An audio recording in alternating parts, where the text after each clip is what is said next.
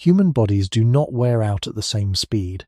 Two people can share similar genes, grow up in the same environment, eat similar food, and still age in profoundly different ways. Biology has observed this for decades. Large population studies show that physical decline, immune weakening, and cellular damage do not follow a universal clock. Evolutionary biology offers a quiet explanation. Natural selection never needed human bodies to remain durable for long periods. It only needed them to function long enough to reproduce and raise offspring.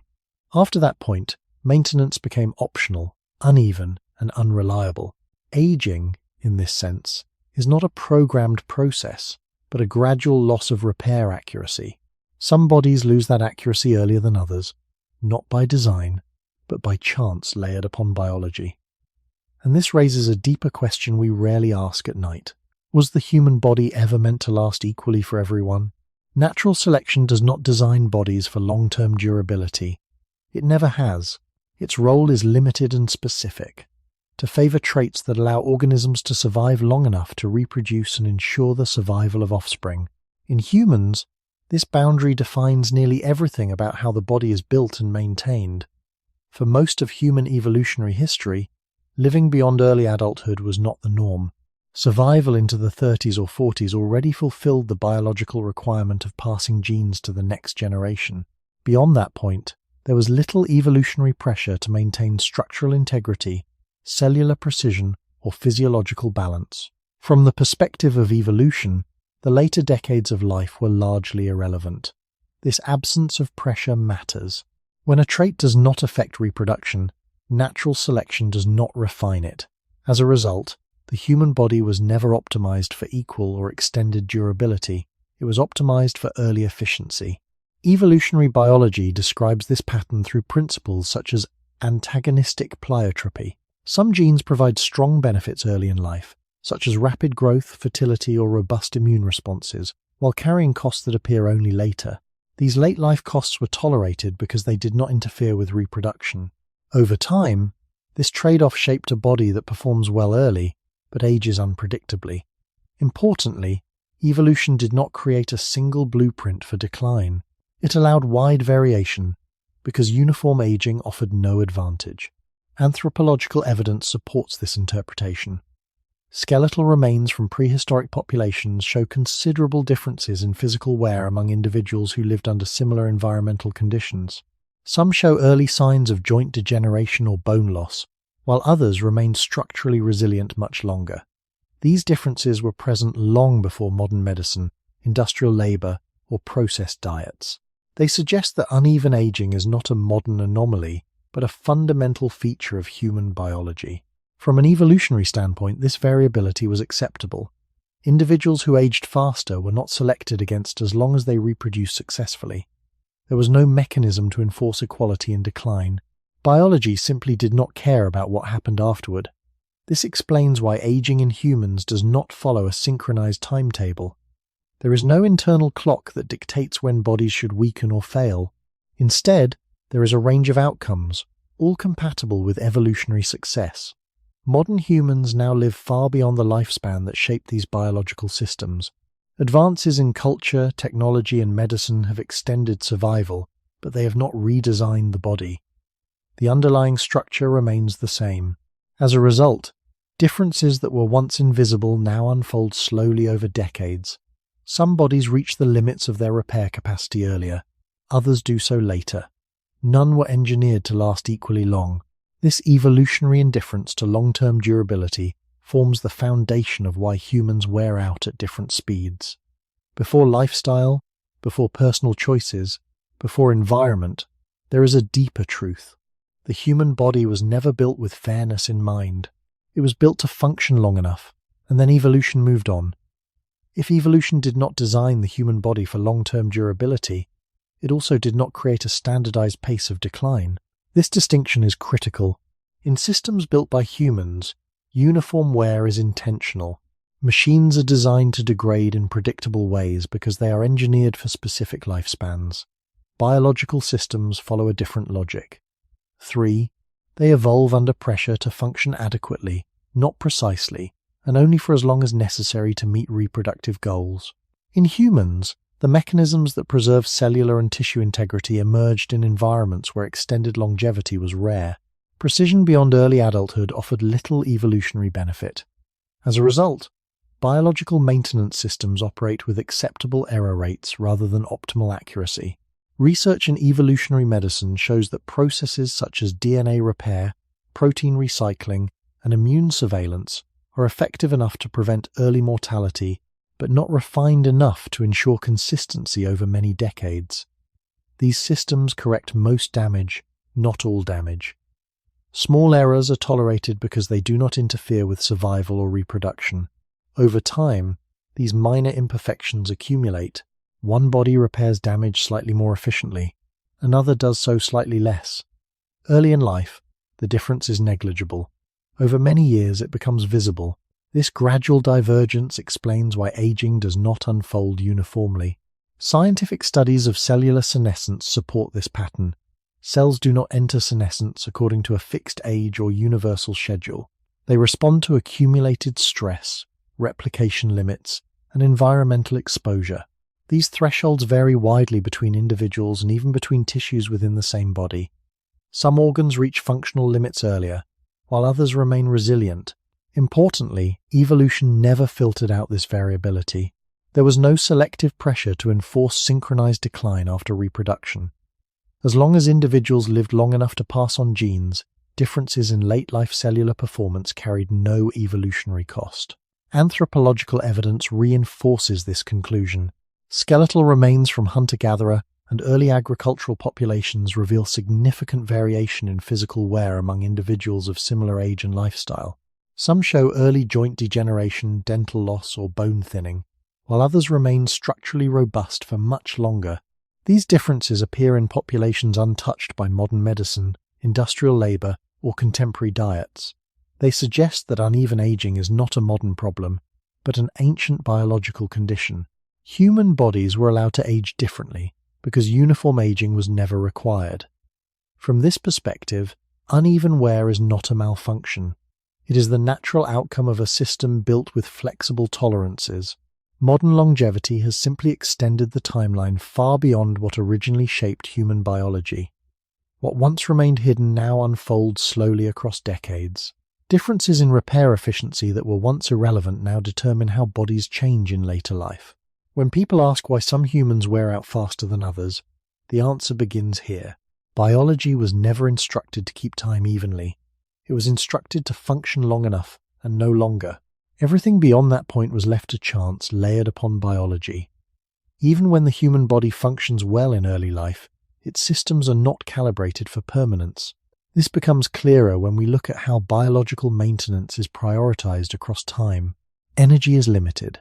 Every organism must constantly decide, at a cellular level, how much energy to allocate to growth, reproduction, defense, and repair. In humans, evolutionary pressure consistently favored investment in early life performance. Growth during childhood, reproductive capability in early adulthood, and immune responses during fertile years all received priority. Long-term repair, by contrast, remained secondary. This imbalance has consequences that unfold slowly. The body maintains itself well enough to avoid early collapse, but it does not maintain itself equally across all systems. Some tissues receive more consistent upkeep, others less. Over decades, this uneven allocation becomes visible as differential wear. Muscles, joints, blood vessels, and neural tissue do not age at the same pace, even within the same individual. From an evolutionary perspective, this inconsistency was acceptable. There was no requirement for synchronized decline, only for functional sufficiency early on. Studies in life history theory support this view. Organisms that invest heavily in early reproduction often display reduced investment in long-term maintenance. Humans are no exception. Although cultural developments extended lifespan, the underlying biological strategy remained unchanged. The body continues to operate according to priorities, shaped in a much shorter-lived past. This explains why modern humans experience prolonged periods of aging rather than abrupt failure. Wear accumulates gradually, and not uniformly. Some systems reach their limits sooner, others later. Importantly, this process does not follow a universal template. There is no single pathway that all bodies must follow. Each individual carries a slightly different balance of repair efficiency, stress tolerance, and structural resilience. These differences are subtle at first. They often remain unnoticed during youth and early adulthood. Only later do they become apparent. By the time they are visible, they are the result of decades of small divergences rather than sudden change. Anthropological observations provide further context. In ancestral populations, individuals who survived into later life often displayed a wide range of physical conditions. Some elders remained active contributors to their groups, while others experienced significant decline. This variation existed despite similar diets, activity levels, and social structures. It suggests that uneven aging is not primarily driven by individual behavior, but by underlying biological variability. Evolution allowed this variability because it did not threaten reproductive success. Bodies that wore out faster were not removed from the gene pool as long as reproduction had already occurred. Over time, this tolerance became embedded in human biology. Modern longevity has exposed it. What once unfolded quietly at the margins of life now occupies decades. As people live longer, the consequences of uneven maintenance become more pronounced. Some bodies exhaust their repair capacity earlier. Others sustain function longer, even under similar conditions. This difference can feel unfair, but from a biological standpoint, it is expected. The human body was never designed to age evenly. It was designed to function effectively for a limited window, and beyond that, variability was permitted. This understanding completes the foundation of the first truth. Before considering genes, environment, or chance, we must recognize a deeper constraint. Evolution did not promise durability. It permitted survival and nothing more. Aging is often described as if it were a program, something written into the body with a clear beginning and a predictable end.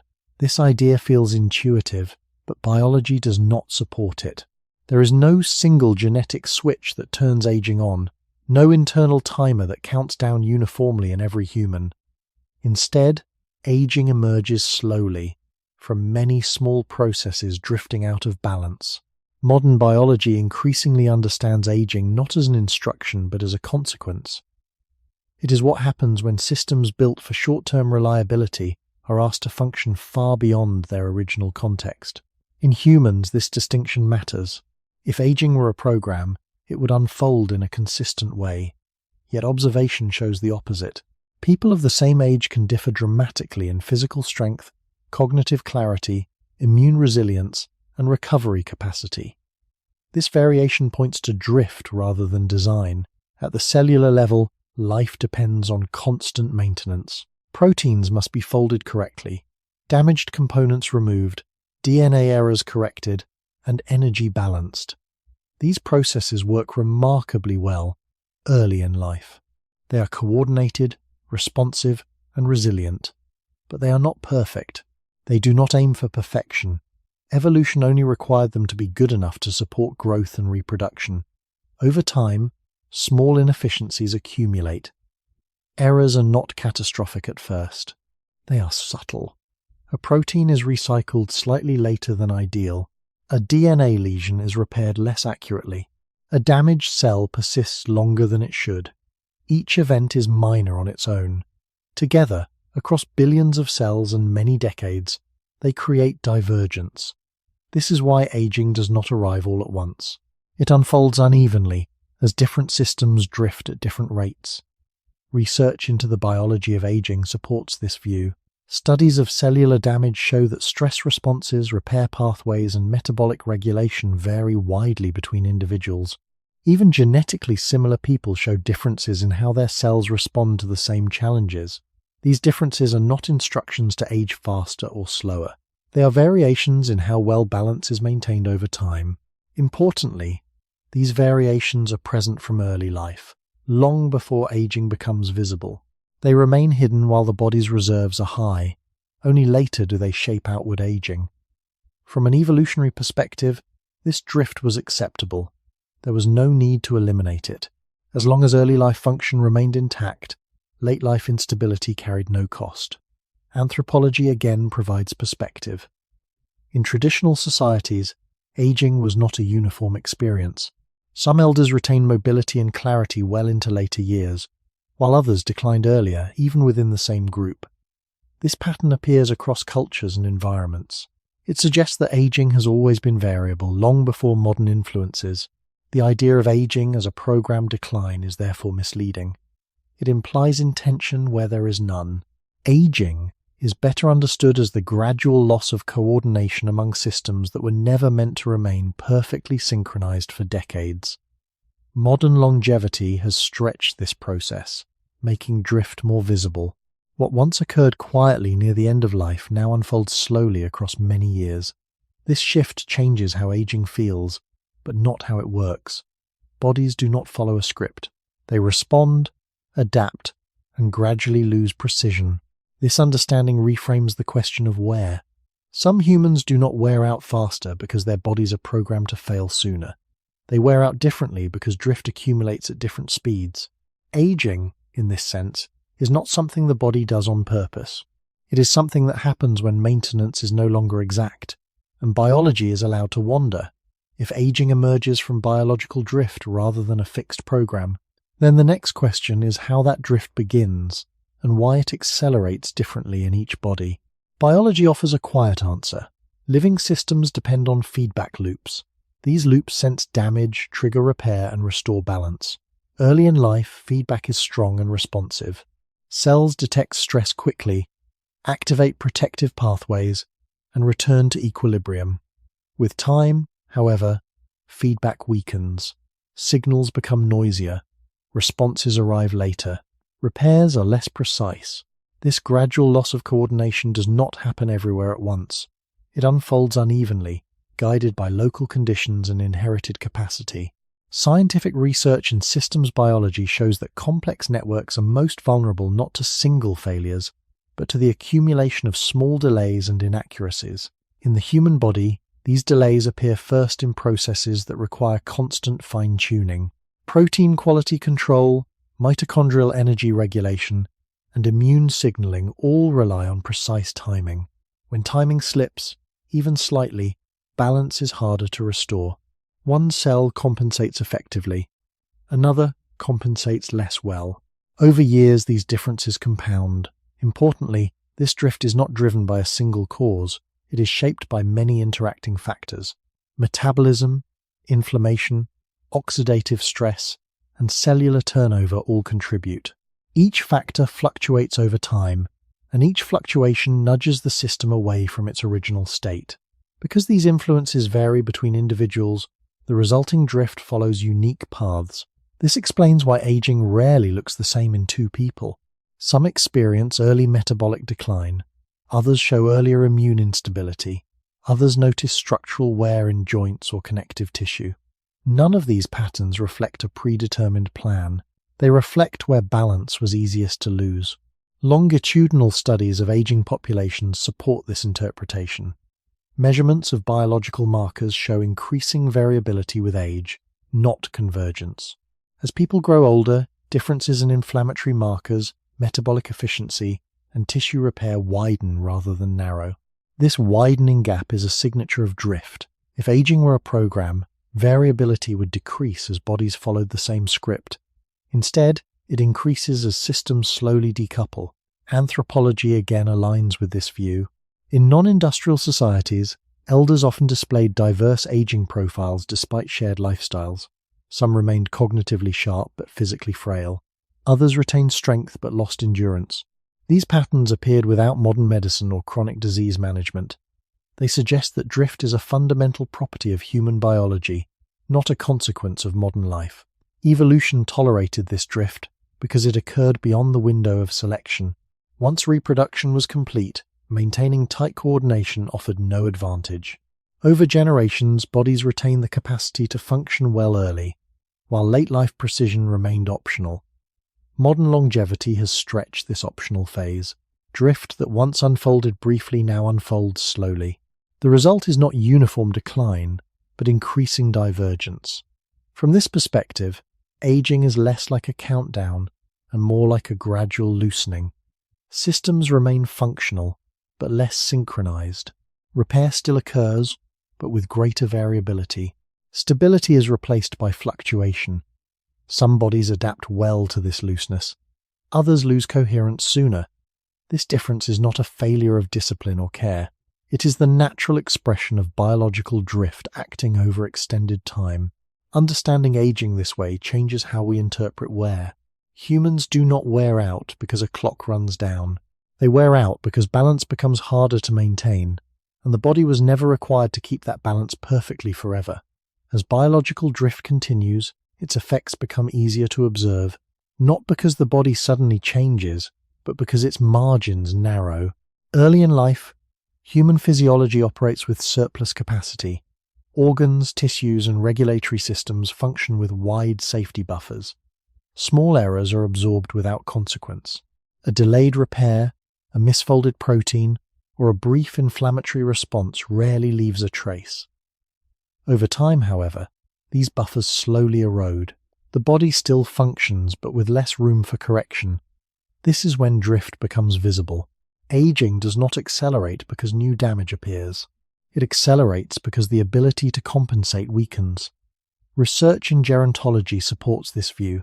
Studies show that resilience, defined as the capacity to recover from stress, declines with age long before overt disease appears. Two individuals may experience the same physiological challenge, such as infection, injury, or metabolic stress, yet recover at very different speeds. This difference reflects not a single failing system, but the cumulative state of coordination across many systems. When feedback loops are slightly misaligned, recovery takes longer. When multiple loops drift simultaneously, recovery may never fully occur. Importantly, this loss of resilience does not unfold uniformly. Some bodies maintain coordination across most systems for longer. Others lose alignment earlier in specific areas. This explains why aging often appears selective. One person notices joint stiffness first. Another experiences reduced immune recovery. Another shows cognitive slowing while remaining physically robust. These patterns are not random, but they are not scripted either. They emerge from where drift has reduced margin most significantly. Long-term population studies reveal that variability in recovery capacity increases with age. Measures of heart rate recovery, inflammatory resolution, and metabolic flexibility diverge widely among older adults. This divergence is a hallmark of drift. If aging were driven by a central program, these measures would decline in parallel. Instead, they scatter. Anthropology again offers context. In ancestral populations, elders often displayed mixed profiles of strength and vulnerability. An individual might remain socially active and mentally sharp while becoming physically limited, or vice versa. These mixed outcomes were common and accepted. They did not signal abnormality. They reflected the natural unfolding of biological drift within extended lifespans. Evolution had no mechanism to prevent this, because preventing it offered no reproductive advantage. Drift that affected resilience late in life was invisible to selection. Modern longevity has changed the timeline, not the logic. As humans live longer, the period during which drift shapes daily experience expands. What once occurred briefly now occupies years or decades. This extended phase can feel like decline, but biologically it is a transition from precision to variability. Systems still operate, but with greater fluctuation. Stability becomes conditional rather than guaranteed. This shift helps explain why some humans appear to wear out faster. It is not that their bodies collapse suddenly, it is that their margins narrow sooner. Small stresses that were once inconsequential now have lasting effects. Recovery slows, compensation weakens. Drift becomes harder to reverse. This does not imply failure. It reflects a body operating beyond the conditions for which it was shaped. Understanding this reframes aging once again. It is not a march toward breakdown, but a gradual change in how balance is maintained.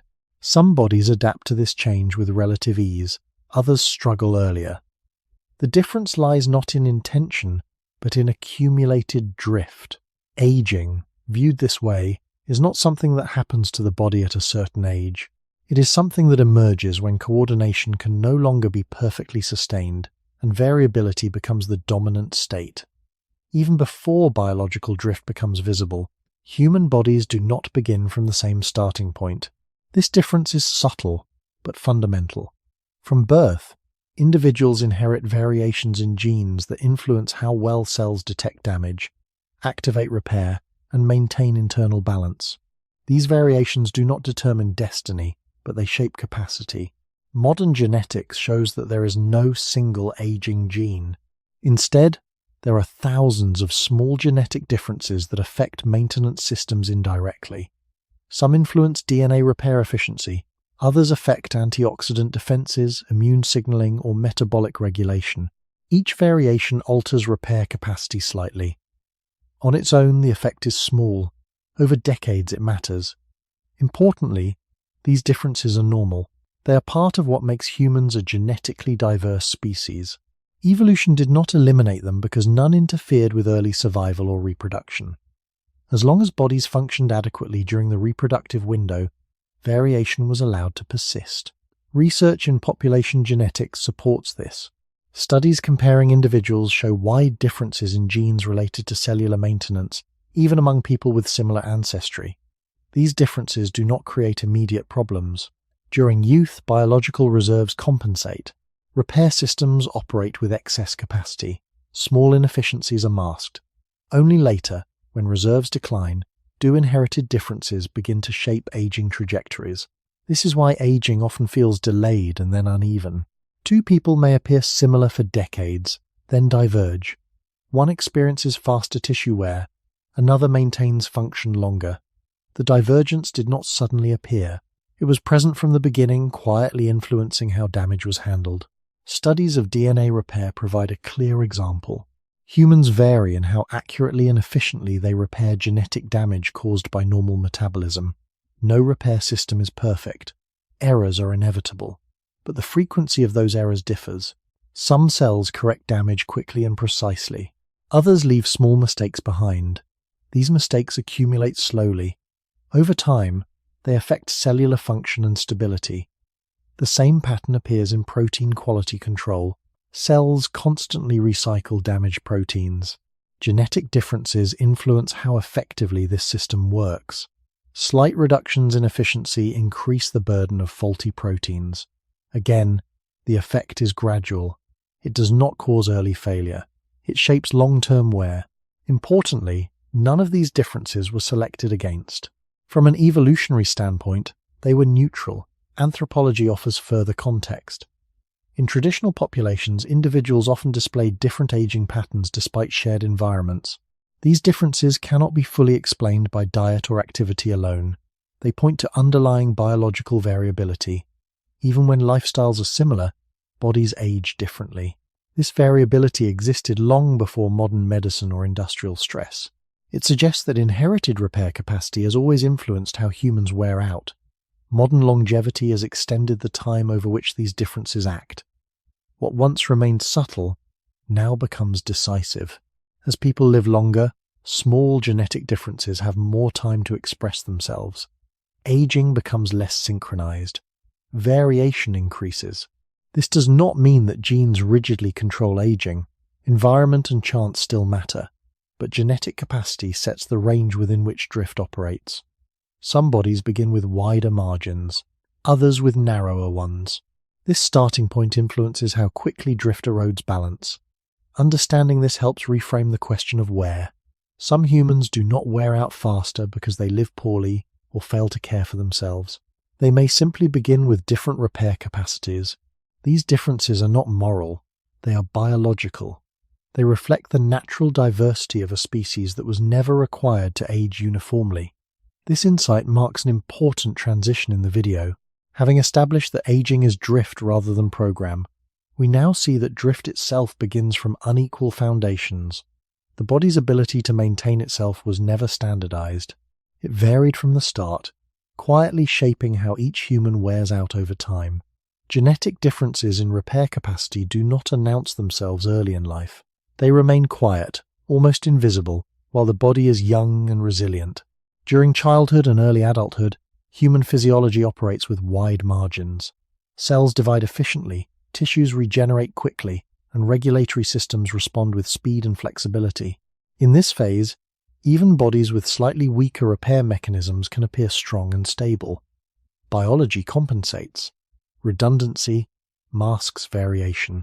This is why genetic differences related to aging rarely show clear effects before midlife. The body's surplus capacity absorbs them. Over time, however, surplus declines. Growth slows, turnover rates change, and the cost of maintenance increases. This is when inherited differences begin to matter.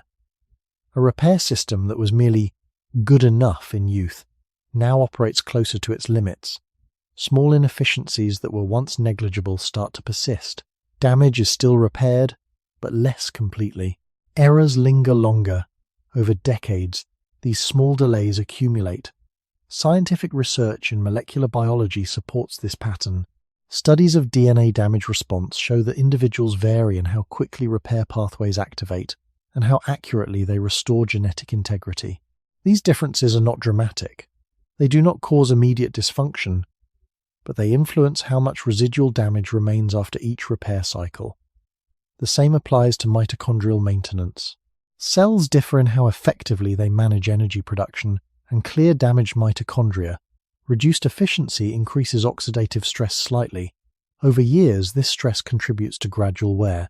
Importantly, these processes do not operate in isolation. They interact. A small inefficiency in one system increases demand on others. When multiple systems operate near their limits, coordination becomes harder to maintain. This interaction amplifies inherited differences. Two bodies exposed to similar conditions begin to diverge. One adapts smoothly. The other accumulates strain. Neither path is chosen consciously. It emerges from underlying capacity.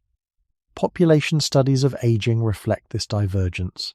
Measures of biological age, such as epigenetic markers or metabolic indicators, show increasing spread with chronological age.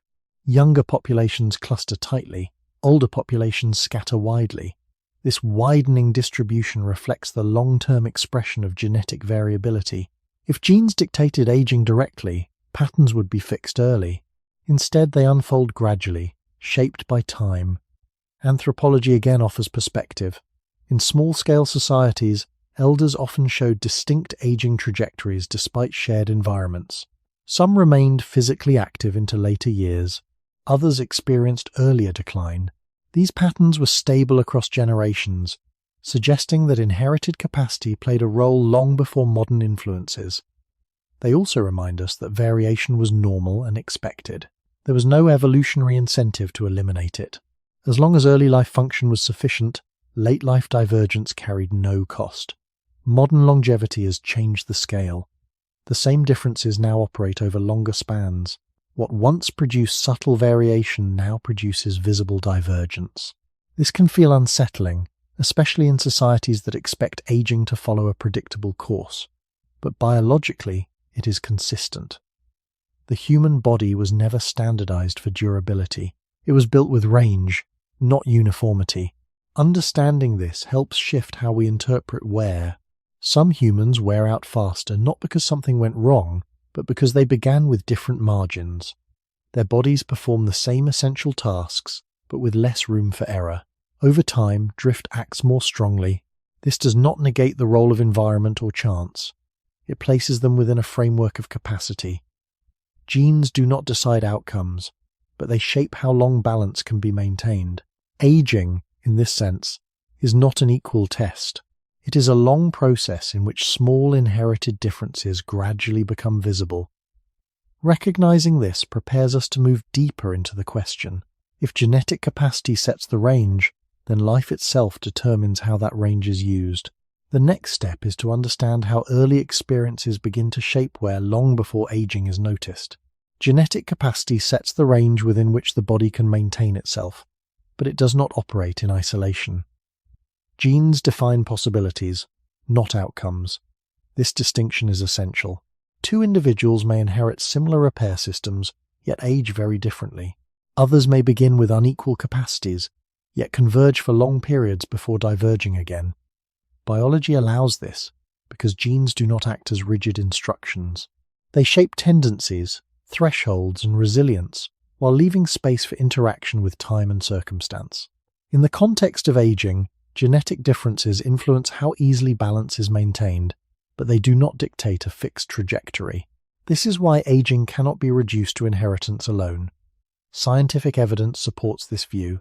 Twin studies show that genetic similarity explains part of the variation in aging-related traits, but not all of it. Even identical twins who share nearly the same genetic makeup often show noticeable differences in physical decline, immune resilience, and metabolic health as they grow older. These differences emerge gradually, not suddenly. They reflect how similar capacities respond differently across a lifetime. This tells us something important. Genes provide a starting framework, but aging unfolds through interaction. Repair systems operate within environments that change over time. Stress exposure, injury, infection, and random cellular events all influence how genetic capacity is expressed. A body with strong repair potential may preserve balance longer, but it is not immune to drift. A body with narrower margins may remain stable for decades if demands remain low. Neither path is guaranteed. Anthropology reinforces this nuance. In ancestral populations, inherited traits influenced physical robustness, but outcomes still varied widely. Individuals with similar lineage often age differently depending on life history. Some experienced repeated stress early, others encountered fewer disruptions. Genetic capacity shaped how well they coped, but it did not remove variability. This interplay between capacity and experience was tolerated by evolution because it did not threaten reproduction. Bodies only needed to function adequately during early life. How they aged afterward remained biologically inconsequential. Modern longevity has extended this interaction. The same genetic frameworks now operate over much longer spans. As a result, differences that once remained modest become more pronounced. This can create the impression that genes decide who wears out faster. In reality, genes define how much strain a body can absorb before balance falters. They do not determine when that moment arrives. This understanding reframes responsibility. Aging differences are not a verdict written at birth. They are the result of capacity meeting time. Some bodies tolerate drift longer. Others reach limits sooner. Both outcomes are biologically coherent. Recognizing this prevents oversimplification. It avoids blaming genes for everything, and it avoids ignoring their influence entirely. From a biological perspective, fairness was never a goal. Diversity was. Human populations were shaped to contain variation, not uniformity. That variation extended to repair systems, resilience, and long-term maintenance. Aging exposes this diversity. It does not create it. This completes the logic of Truk 3. Having moved from drift to genetic capacity, we now see that humans do not wear out faster because they are designed to fail sooner, nor because genes command decline. They wear out differently because bodies begin with unequal margins and carry them through long lives shaped by chance and experience. This insight prepares the ground for what comes next. If genetic capacity defines the range, then early life determines how much of that range is used before aging even begins to feel real. Long before aging becomes visible, the body has already begun to record its history. This record is not stored as memory, but as structure. Early life is a period of rapid construction. Organs form, systems calibrate, and regulatory pathways learn how to respond to stress. During this time, the body is not only growing, it is setting thresholds. These thresholds determine how much strain systems can tolerate later. Biology refers to this process as developmental programming. Conditions experienced early in life influence how physiology operates for decades afterward. This influence is subtle but persistent.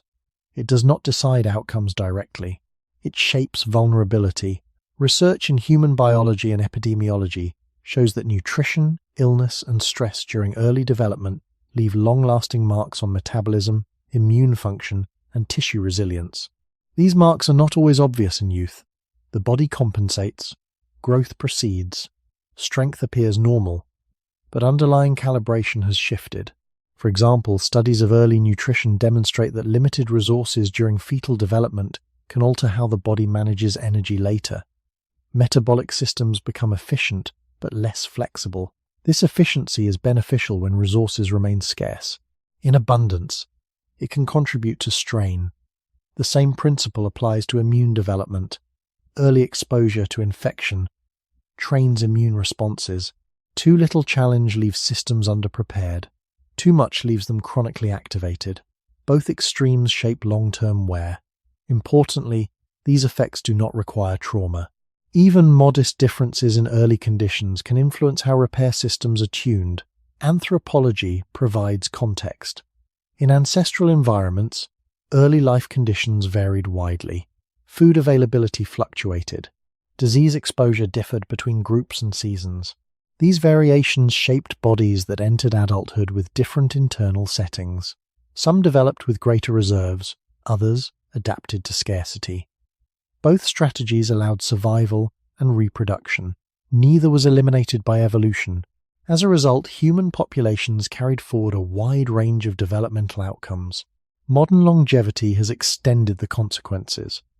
Bodies calibrated for short, uncertain lives now persist for decades. Early adaptations continue to influence how systems respond to stress long after their original context has disappeared. This is why aging can feel disconnected from present behavior. Wear does not always reflect what happens later. It often reflects what happened early. Scientific studies of life course health support this view. Long-term data show associations between early life conditions and later risk of cardiovascular strain, immune decline, and metabolic instability. These associations do not imply inevitability. They reflect probability. Early conditions increase or decrease the margin within which drift operates. A body that begins adulthood with narrower margins may experience wear sooner, even if later life is relatively stable. Conversely, a body with wider margins may tolerate decades of drift before decline becomes noticeable. This does not contradict genetic influence. It interacts with it. Genetic capacity sets the range. Early life determines where within that range the body begins. Together, they shape how aging unfolds. Importantly, none of this was designed for fairness. Evolution did not aim to equalize starting points. It only required that bodies function adequately in their immediate environment. Variation was tolerated because it did not threaten reproduction. Modern societies, however, often expect aging to reflect current choices alone. This expectation overlooks biology. The body carries its early history forward. It does not reset at adulthood. Understanding this reframes wear once again. Some humans wear out faster not because they failed to maintain themselves later, but because their systems were calibrated under different conditions early on. These calibrations persist quietly, influencing how repair, resilience, and recovery function across the lifespan. Aging, in this sense, begins long before it is recognized. It is the long echo of early adaptation, unfolding slowly over time. The influence of early life does not fade as the body grows older. Instead, it becomes embedded.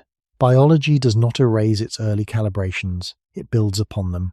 As development progresses, the body gradually locks in certain operating assumptions. Metabolic rates, stress responses, immune sensitivity, and tissue repair thresholds become more stable. This stability is useful. It allows the body to function efficiently without constant recalibration, but it also means that early adjustments persist long after their original purpose has passed. Scientific research in epigenetics helps explain this process. Epigenetic mechanisms modify how genes are expressed without changing the genetic code itself. These modifications respond to early conditions such as nutrition, stress, and exposure to illness. Once established, many epigenetic patterns remain relatively stable. They guide how cells respond to damage, regulate inflammation, and manage energy. This does not create immediate problems. It shapes long-term tendencies. A system tuned for efficiency under scarcity may conserve energy effectively, but struggle with flexibility later. A system tuned for constant immune vigilance may protect well early, but generate chronic low-level inflammation over time. These tendencies influence how wear accumulates. Importantly, epigenetic influence does not act alone. It interacts with ongoing experience. Early settings define how the body interprets later signals. Two individuals exposed to similar stress in adulthood may respond differently because their systems were calibrated differently at the start. One mounts a brief response and returns to balance. Another remains activated longer. Over years, this difference matters. Longitudinal studies support this interaction. Research tracking individuals across decades shows that markers of inflammation, metabolic regulation, and cardiovascular function often reflect early life conditions more strongly than adult behavior alone. This does not mean later life is irrelevant. It means later life unfolds within boundaries shaped earlier. Anthropology again provides perspective. In traditional societies, early hardships were common, yet outcomes varied. Some individuals adapted in ways that preserved resilience. Others adapted in ways that prioritized immediate survival at the cost of long-term maintenance. Both patterns were viable within short lifespans. Evolution did not distinguish between them. Modern longevity extends their consequences. What once ensured survival now shapes aging. This helps explain why wear can appear disconnected from present choices. A person may adopt supportive habits later in life and still experience early decline in certain systems. Another may tolerate greater strain for longer. These differences often trace back to how systems were tuned during development. This does not imply inevitability. Biology remains responsive, but responsiveness operates within limits. Early calibration narrows or widens those limits. As aging progresses, the ability to adjust decreases. Drift builds upon what is already set. The body does not revisit its initial assumptions. It works with them. Understanding this reframes responsibility and expectation. Wear is not solely the result of recent behavior. It is the cumulative expression of long-standing biological settings interacting with time. This perspective is especially important for sleep and reflection. It invites a quieter interpretation of aging. Instead of seeing decline as sudden or deserved, we can recognize it as the slow unfolding of early adaptation. Some humans wear out faster because their bodies learned early on to operate under different rules. Those rules served a purpose once. They allowed survival, they allowed growth, they allowed reproduction. Aging reveals their long-term cost, not because something went wrong, but because life extended beyond the context in which those rules were formed. This understanding prepares the next step. If early life shapes how wear accumulates, then the timing of stress and strain matters as much as their intensity. The body remembers not only what it encountered, but when it encountered it. The body does not respond to stress in the same way at all ages. Timing matters as much as intensity. A challenge encountered early in life can shape biology differently than the same challenge encountered later. This difference is not psychological. It is structural. During early development, systems are still forming their reference points. Signals received during this period influence how future signals are interpreted. Stress, scarcity, illness, and instability act not only as events, but as instructions. They tell the developing body what kind of world to expect. Biology responds by adjusting priorities. Repair thresholds, immune sensitivity, and energy allocation are tuned accordingly. This tuning is adaptive in the short term. It improves survival under expected conditions, but it also defines how wear will unfold later. Research in life course biology shows that early stress can accelerate certain aging-related processes even when later conditions improve. This does not happen because damage is greater, but because systems learn to operate closer to their limits. When the body expects challenge, it favors immediate function over long-term preservation. Resources are directed toward readiness rather than repair. This strategy works in unstable environments. Over long lifespans, it carries a cost.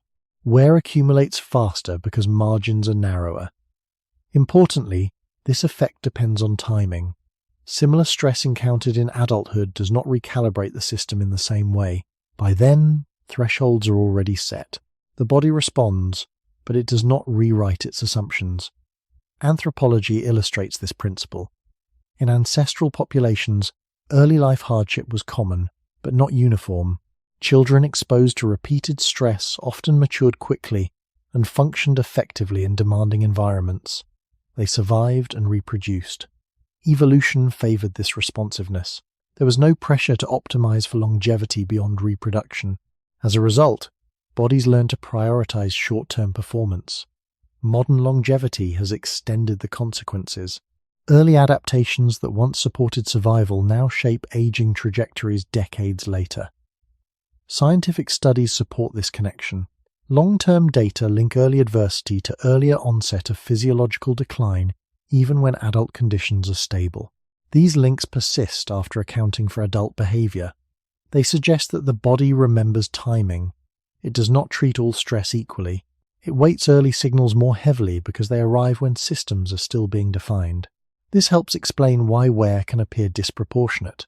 Two individuals may experience similar stress overall, but at different points in life. One encounters it early, the other later. Their aging trajectories diverge. The difference lies not in total exposure, but in when calibration occurred. This understanding adds depth to the question of fairness. Aging differences are often interpreted as reflections of recent choices. Biology tells a quieter story. Wear reflects the long echo of early timing interacting with extended life. Bodies that learn to operate under pressure early may perform well for years but exhaust reserves sooner. Bodies that developed under more stable conditions may retain wider margins longer. Neither outcome is chosen. Both are shaped by adaptation. This completes the logic of Truk 4. Genetic capacity defines the range. Early life sets the initial position within that range. Timing determines how systems prioritize survival versus maintenance. Together, these factors shape how drift unfolds across decades. Aging, then, is not simply about what happens to the body.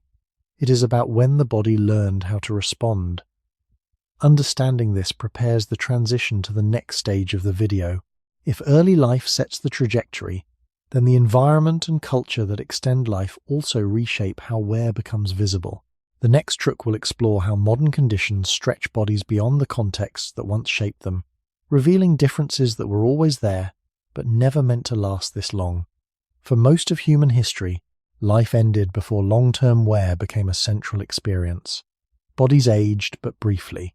The majority of individuals did not live long enough for slow deterioration to dominate daily life. This historical reality shaped human biology.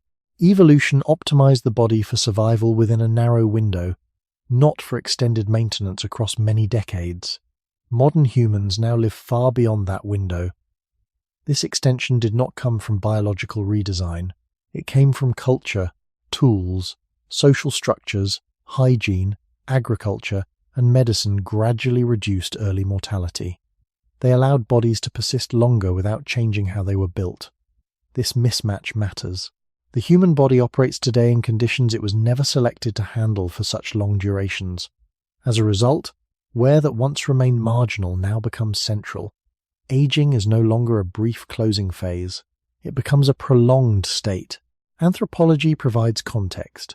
In hunter-gatherer societies, reaching old age was possible, but uncommon. Those who did reach it often experienced a short period of decline. There was little time for gradual deterioration to accumulate. Evolution did not refine mechanisms for long-term stability because there was no consistent pressure to do so. Cultural evolution, however, moved faster than biological evolution. Improvements in survival accumulated over thousands of years, while genetic adaptation requires far longer. The result is a body whose operating assumptions no longer match its lifespan. Biological systems designed for decades are now expected to function for twice as long or more. This expectation reveals limits that were never addressed. Scientific research in evolutionary medicine emphasizes this point. Many age-related changes are not diseases in the traditional sense. They are the expression of systems operating beyond their intended range. Joint wear, vascular stiffening, immune decline, and reduced repair efficiency reflect prolonged use rather than malfunction. They appear earlier in some individuals because margins differ, but they appear eventually in most. The key difference today is duration. Bodies are not failing sooner. They are being asked to last longer. This reframes how we interpret wear. Faster wear does not always mean weaker design. It often means narrower margins meeting extended time. Anthropology again shows that this mismatch is recent. Traditional societies with lower life expectancy rarely developed cultural narratives around prolonged aging. Decline occurred, but it was brief. Modern societies, by contrast, organize entire stages of life around aging. This cultural shift reflects extended survival, not altered biology. The body remains what it was. Only time has changed. This explains why variation in wear becomes more visible with longer life. Differences that once played out quietly now unfold over years. Some bodies adapt well to extended use, others reach limits sooner. This variation feels new, but it is not. It is the natural exposure of differences that evolution never needed to smooth out. Importantly, modern environments do not merely extend life, they reduce early death. This changes selection pressure. Traits that once limited lifespan after reproduction are no longer filtered by early mortality. They persist. Cultural protection allows bodies with narrower margins to survive longer, revealing wear earlier. This is not failure. It is consequence. Understanding this helps maintain a calm perspective. Aging today is not evidence that something has gone wrong. It is evidence that life has continued beyond the conditions that shape the body. Some humans wear out faster because they reach the edge of design sooner in extended time. Others last longer because their margins were wider to begin with. Neither outcome was anticipated by evolution. This realization anchors Truk 5. Having examined genetics and early life, we now see that modern longevity itself reshapes how wear appears. The body has not changed, time has. And in that extended time, differences that once mattered little now define how aging is experienced. Cultural advances did not arrive all at once, and neither did their effects on the human body. Improvements in food storage, shelter, sanitation, and medicine accumulated gradually, each reducing a specific risk of early death. Together, they reshaped survival. What they did not reshape was internal durability. The body remained the same biological system, now protected from hazards it was never designed to face for so long. This protection altered the landscape of aging. It did not remove wear, it redistributed it across time. As early mortality declined, more individuals entered later life with bodies that differed widely in resilience. Cultural safety allowed these differences to persist and become visible. In earlier environments, many bodies with narrower margins would not have survived long enough for slow wear to matter. Today, they do. This is not a failure of medicine. It is its consequence. Scientific studies in demography and evolutionary medicine show that increases in life expectancy are driven largely by reductions in early and midlife mortality, not by changes in the maximum durability of tissues. People live longer because fewer die young, not because bodies age more uniformly. This distinction is important. When survival is extended without redesign, variation becomes more apparent. Differences in repair capacity, stress tolerance, and early calibration now unfold over decades. Some bodies adapt well to extended use, others accumulate strain sooner. Cultural support keeps both alive. Anthropology again offers insight. In societies transitioning from high to low mortality, aging diversity increases. Elders display a wide range of physical and cognitive states. Some remain active and independent, others require support earlier. This variation reflects biology meeting extended time. It is not evidence of declining quality. It is evidence of exposure. The longer bodies persist, the more their differences are revealed. Modern medicine further amplifies this effect. Treatments manage acute problems and stabilize chronic conditions, allowing systems to continue operating under strain. This prolongs life but does not restore original margins. A body may survive injury or illness that would once have been fatal, yet carry residual burden forward. Over time, these burdens interact with drift and inherited capacity. Wear accumulates unevenly. Importantly, this does not mean that longer life is harmful. It means that extended life changes the shape of aging. Instead of a short terminal phase, wear becomes a long, variable process. Some individuals experience gradual change with long periods of stability. Others encounter earlier limitations. Both outcomes are compatible with survival in a culturally supported environment. This perspective helps explain why aging today feels unpredictable. It is not governed by a single pathway. It reflects a body navigating time beyond its original design. Cultural systems provide scaffolding, but they do not standardize biology. They keep bodies alive without making them identical. This has implications for how we interpret wear. Faster wear does not necessarily signal pathology. It may signal earlier exposure of limits. Slower wear does not guarantee immunity. It may reflect wider margins meeting the same extended time. Understanding this reduces pressure to compare. Biology was never meant to converge in later life. Variation was always present. Cultural longevity simply gives it space to unfold.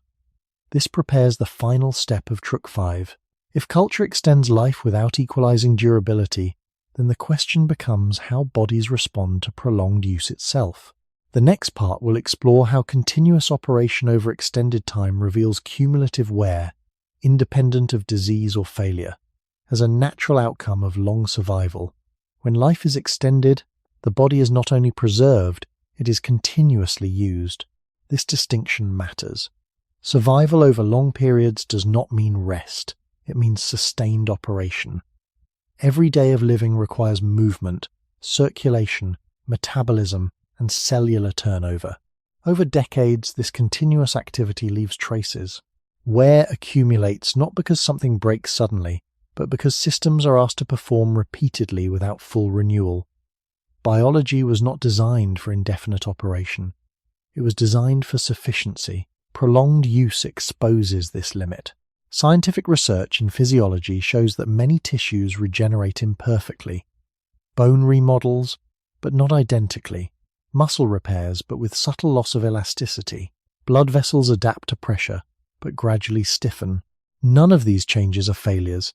They are the natural outcome of long-term use. Importantly, the rate at which these changes appear varies. Bodies differ in how well they tolerate prolonged operation.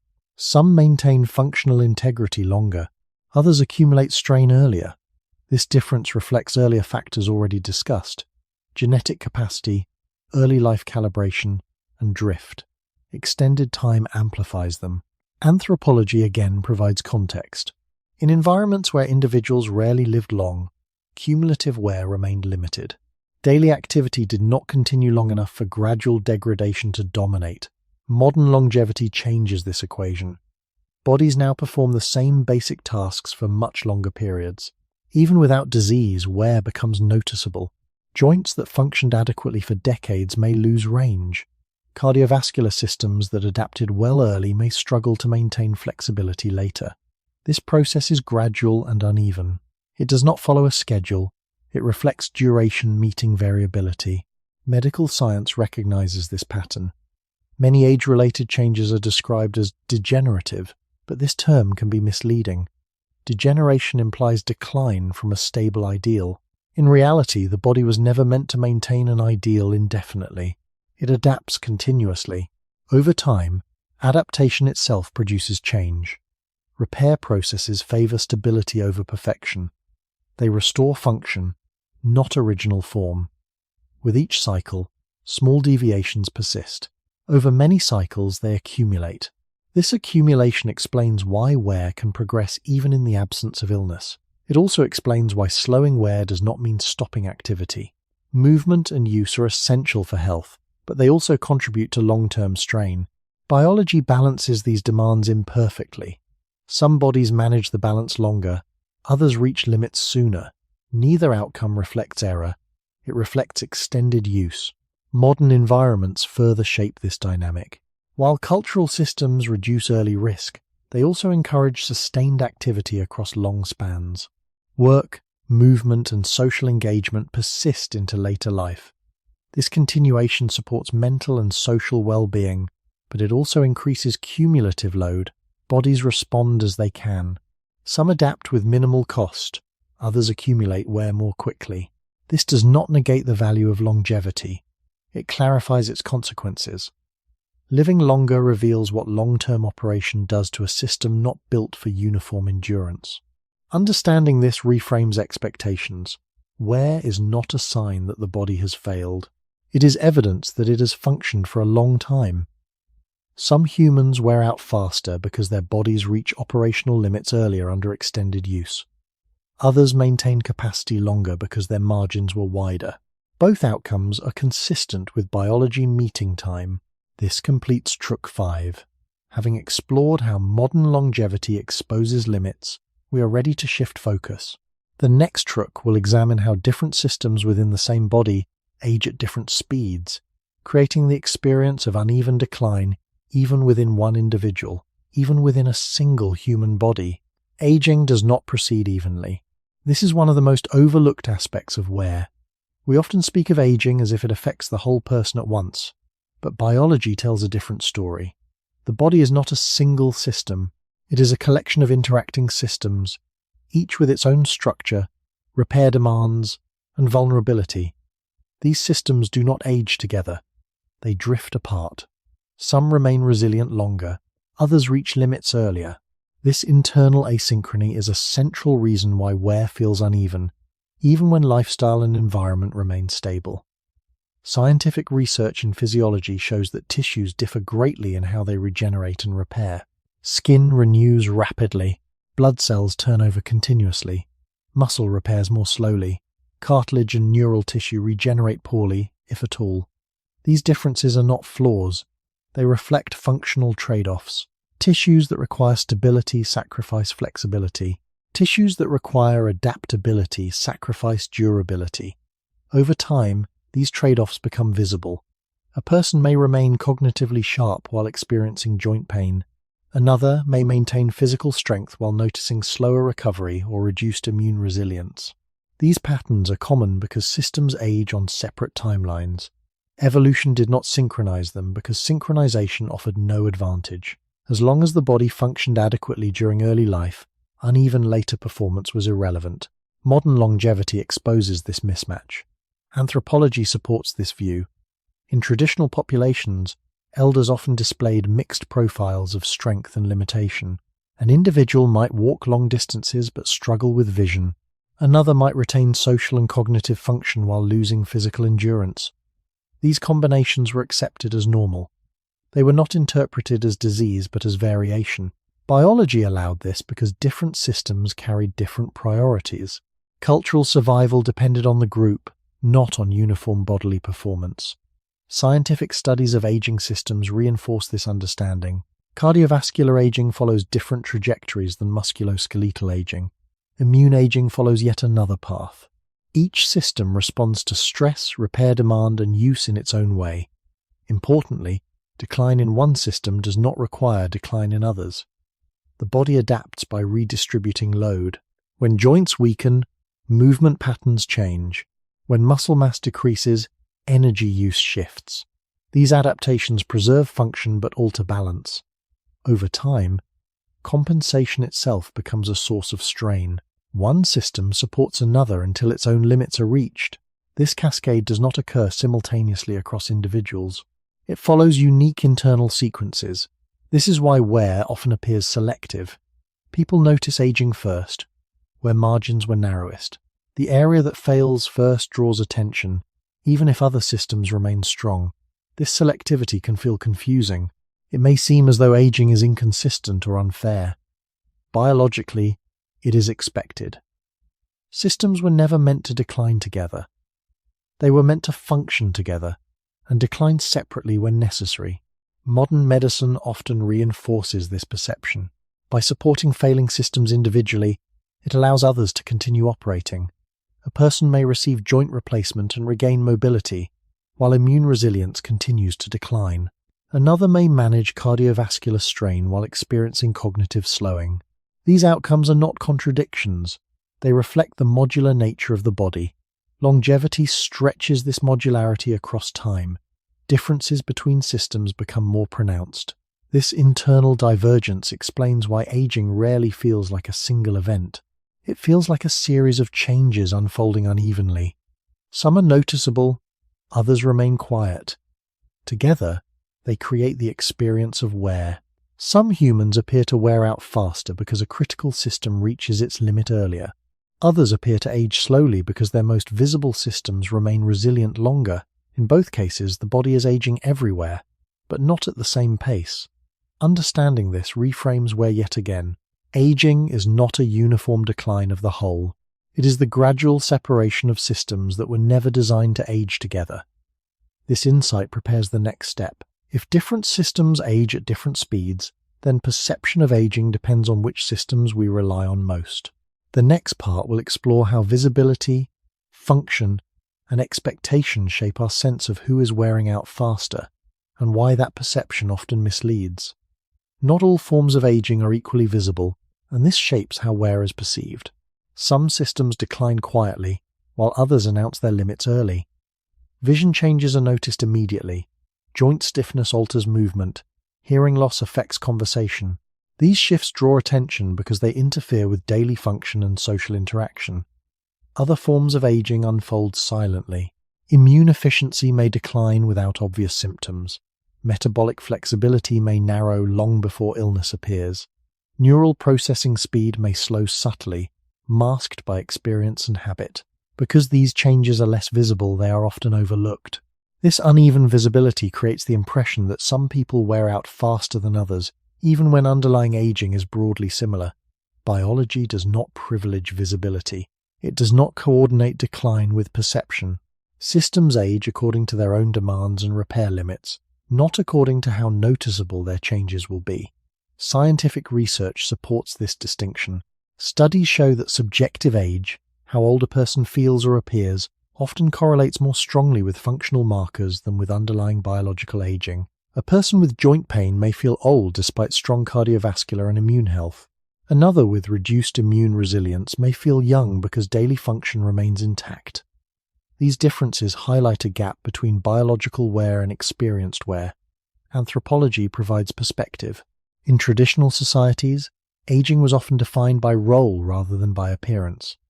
Individuals were considered capable as long as they fulfilled social functions, regardless of physical limitations. Loss of a visible function did not necessarily signal overall decline. Modern societies, however, place high value on mobility, speed, and sensory acuity. As a result, wear in systems that support these traits is perceived as accelerated aging. Wear in less visible systems is ignored until crisis appears. This cultural lens amplifies the sense of uneven aging.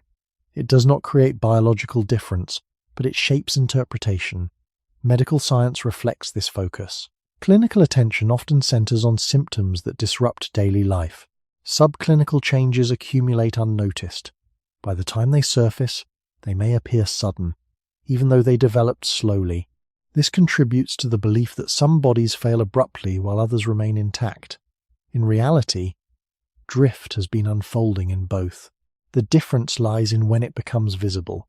Importantly, perception influences response. People adapt behavior when visible wear appears. They may reduce activity, seek treatment, or redefine identity. These adaptations can protect some systems while placing new demands on others. A person who limits movement to protect joints may experience metabolic change. Another who compensates for sensory loss may experience cognitive load. These shifts alter the internal balance of aging systems. Wear continues, but along different paths. This feedback between perception and adaptation further increases variability. Two individuals with similar biological states may age differently because they respond differently to what they notice. Neither response is wrong. Both reflect attempts to maintain function within changing limits. Understanding this helps explain why aging often feels inconsistent.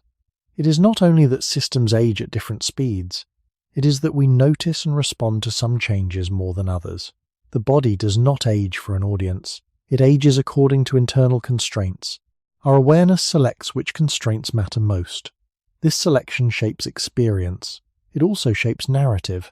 Some humans appear to wear out faster because the systems they rely on most are the ones that reach limits earlier. Others appear to age slowly because their most valued functions remain intact longer. Beneath these impressions, biological drift continues everywhere. Aging is not selective in intention. It is selective in expression. Recognizing this softens comparison. It shifts attention away from judging speed and toward understanding pattern. Wear is not a single measure. It is a mosaic of changes, some seen, some unseen. The next step is to explore how chance interacts with this mosaic, adding randomness to which systems falter first, and why even similar lives can diverge unexpectedly. Even when genetic capacity, early life calibration, and system-specific aging are similar, outcomes still diverge. This is where chance enters quietly. Biology is not a perfectly controlled process. At every moment, cells divide, signals fire, repairs occur, and errors are corrected with probabilities rather than guarantees. Most of the time, these probabilities favor stability. Occasionally, they do not. Over long periods, these small deviations accumulate in unpredictable ways. This randomness does not replace biology. It operates within it. It decides which path is taken when several are possible. Scientific research in cellular biology acknowledges this role of stochasticity. Random mutations occur during normal cell division. Most are harmless. Some alter function slightly. Which cells acquire them, and when, cannot be predicted. The same applies to protein misfolding, mitochondrial damage, and immune response variability. Two bodies with similar capacities may experience different sequences of small events. One encounters early damage in a critical tissue, another does not. Over decades, this difference matters. Importantly, chance does not act uniformly. It interacts with system vulnerability. Tissues with low regeneration capacity, such as neurons or cartilage, are more sensitive to early random damage. Once altered, they compensate imperfectly. Other tissues replace damaged cells quickly, masking random loss. This is why wear often appears localized. A person may experience early decline in a specific function while remaining robust elsewhere. This localization reflects where chance met vulnerability first. Anthropology offers subtle support for this idea. In traditional populations, elders often showed idiosyncratic patterns of limitation that did not align neatly with lifestyle or role. One individual might lose vision early, another mobility, another stamina. These differences were not interpreted as fate or failure. They were accepted as variation. Biology allowed this variation because chance had room to act beyond reproductive years. Modern longevity expands that room. The longer life continues, the more opportunities arise for random divergence. This does not mean aging is chaotic. Patterns remain. Drift, capacity, and timing still guide outcomes. Chance adds texture. It determines which thread becomes visible first. Medical observation reflects this reality. Clinicians often note that individuals with similar profiles experience different aging trajectories. Some develop specific limitations early, others avoid them entirely. These differences cannot always be traced to clear causes. They emerge from complex interaction. Recognizing the role of chance prevents oversimplification. It cautions against assuming that wear always reflects behavior, design, or error. Sometimes it reflects sequence. The order in which small events occurred mattered more than their magnitude. This understanding also reshapes emotional response. Aging differences can feel unfair because they lack obvious explanation. Biology offers one. Not everything that matters is planned or preventable. Chance does not mean meaninglessness. It means openness. It allows diversity to persist. It ensures that no single aging pathway defines the species. From a biological perspective, this openness was acceptable because it did not affect reproduction. Modern life extends its consequences. Some humans appear to wear out faster because chance directed early wear toward visible or critical systems. Others appear resilient because chance spared those systems longer. Beneath these appearances, aging proceeds everywhere, guided by drift and capacity, shaped by timing, and punctuated by randomness. This completes Truck 6. We now see that uneven aging arises not only between individuals but within bodies, across systems, and through time. It is shaped by design limits, calibration, perception, and chance. Aging is not a single story unfolding at a single speed. It is many stories unfolding together, sometimes quietly, sometimes unevenly. Understanding this prepares the transition forward. If chance influences which systems falter first, then the experience of aging depends not only on biology, but on how society responds to that faltering. The next Truck will explore how social structure, support, and interpretation influence whether wear becomes limiting or manageable over extended life. Aging does not unfold in isolation. It is experienced within social structures that either absorb wear or expose it. Biology determines where limits exist, but society determines how those limits are encountered. Two bodies with similar biological wear can live very different lives depending on the support around them. This distinction matters because it shapes whether aging feels like gradual adaptation or sudden loss. Human beings evolved as social organisms. Survival and function were rarely individual responsibilities. Tasks were shared. Roles shifted with age. When physical capacity declined, social structure adjusted. Anthropology shows that in many traditional societies, elders continued to contribute through knowledge, coordination, and care, even as physical abilities changed. Wear existed, but it did not immediately translate into limitation. Social buffering softened its impact. Modern societies operate differently. Many roles depend on speed, strength, and continuous productivity. When a specific capacity declines, the environment often does not adapt. Instead, the individual is expected to compensate. This expectation turns biological wear into functional loss. The same level of physical change that would be absorbed in one context becomes disabling in another. Scientific research in social epidemiology supports this view. Studies show that health outcomes in later life are strongly influenced by social integration, access to support, and role flexibility. Individuals with strong social networks often maintain function longer, not because their bodies age more slowly, but because demands adjust. Assistance reduces strain. Shared responsibility preserves capacity. Conversely, isolation accelerates the experience of wear. Systems that might otherwise compensate are pushed harder. Recovery slows. Drift becomes more visible. Importantly, social context does not change biology directly. It changes load. A joint that carries less weight lasts longer. A nervous system under less constant demand maintains balance more easily. These effects accumulate quietly. Over years, differences become pronounced. Anthropology again provides perspective. In societies where elders were embedded within extended families, aging was often gradual. Limitations appeared, but were integrated into daily life. In contrast, societies that valued independence and physical autonomy often interpreted the same limitations as failure. This interpretation altered behavior. Reduced participation led to reduced use, which in turn accelerated certain forms of wear. The body responds to expectation as much as to damage. Modern research echoes this pattern. Studies of retirement, caregiving, and social engagement show that continued meaningful involvement is associated with slower functional decline. This does not mean that engagement prevents aging. It means that it redistributes wear. Systems are used in balanced ways rather than concentrated strain. This balance preserves margins. Without it, specific systems are overused or underused, both of which increase wear. Understanding this reframes why some humans appear to wear out faster. It is not always because their biology fails earlier. It is often because their environment offers fewer ways to adapt. Wear becomes visible when roles cannot change. Limitations become central when support is absent. In this sense, aging speed is partly a reflection of social design. Biology sets the limits. Society determines how close those limits feel. This insight is important for sleep and reflection. It invites a gentler interpretation of decline.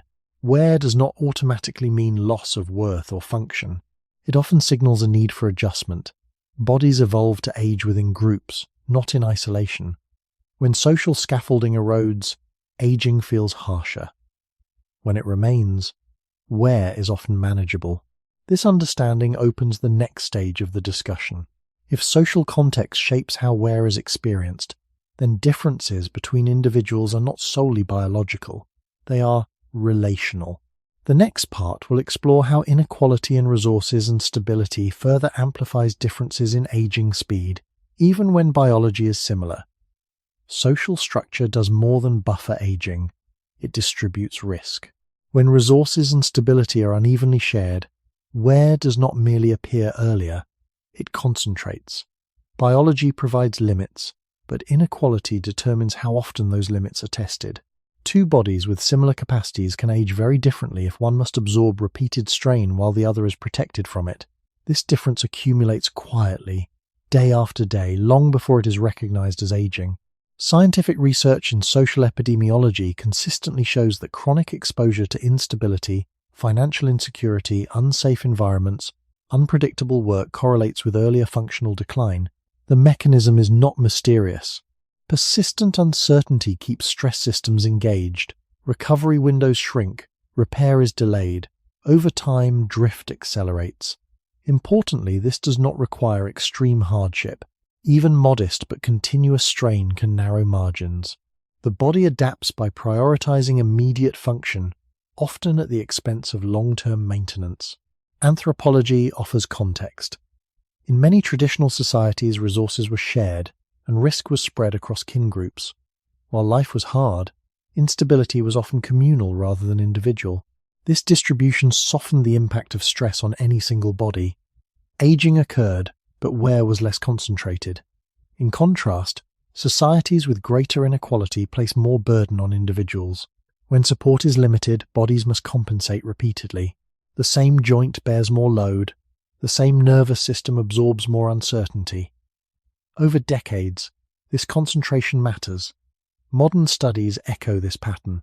Populations facing long-term socioeconomic disadvantage show earlier onset of age-related limitations, even when access to basic healthcare exists. The effect persists after accounting for lifestyle factors. This suggests that inequality acts through cumulative load rather than isolated behaviors. The body does not distinguish between types of stress. It responds to frequency and duration. Repeated activation without sufficient recovery accelerates wear. Importantly, inequality also shapes choices. Limited resources restrict flexibility. A person with fewer options cannot redistribute strain easily. They may continue physically demanding work longer. They may delay rest or treatment. These decisions are not failures. They are adaptations to constraint. Over time, they channel wear into specific systems. This creates visible aging that appears personal but is structurally shaped. Perception again plays a role. When wear emerges in disadvantaged contexts, it is often interpreted as individual decline rather than accumulated burden. This interpretation obscures cause. And, quote, biology becomes a convenient explanation because it seems neutral, yet the pattern reflects exposure. Bodies subjected to uneven strain age unevenly. This does not negate biological differences. It amplifies them. A narrower margin combined with higher load produces faster wear. A wider margin combined with lower load produces slower wear. Both outcomes are predictable. From a biological standpoint, none of this violates evolutionary logic. Bodies evolve to handle variable environments, but within limits. When exposure exceeds those limits repeatedly, wear accelerates. Evolution did not design bodies to compensate indefinitely for inequality. It relied on social cohesion to distribute risk. When cohesion weakens, biology bears the cost. Understanding this reframes the question once more.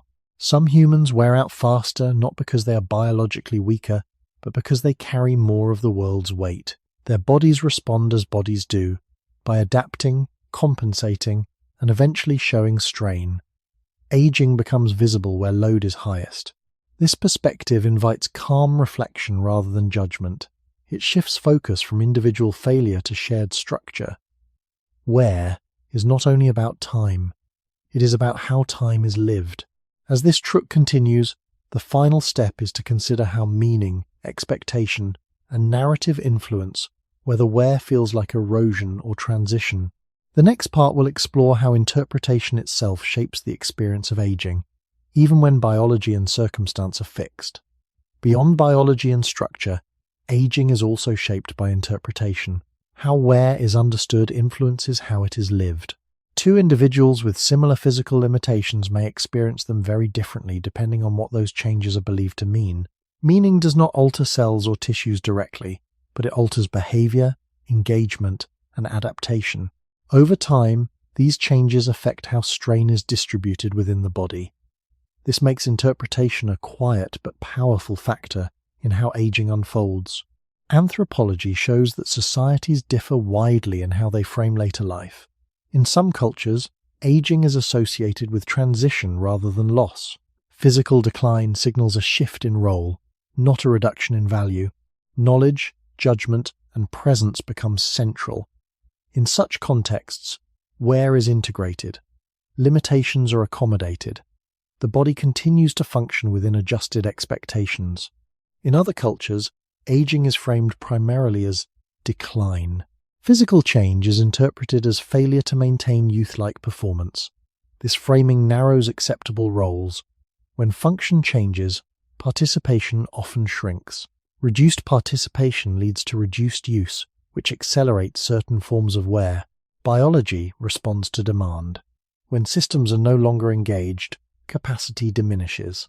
This creates a feedback loop. Interpretation shapes behavior. Behavior shapes wear. Over time, differences widen. Scientific research in psychology and aging supports this pattern. Studies show that negative expectations about aging are associated with faster functional decline, independent of initial health status. The mechanism is not belief alone. Expectations influence activity, social engagement, and stress response. A person who interprets early limitation as the beginning of irreversible decline may withdraw. Another who interprets it as a normal transition may adapt and continue engaging.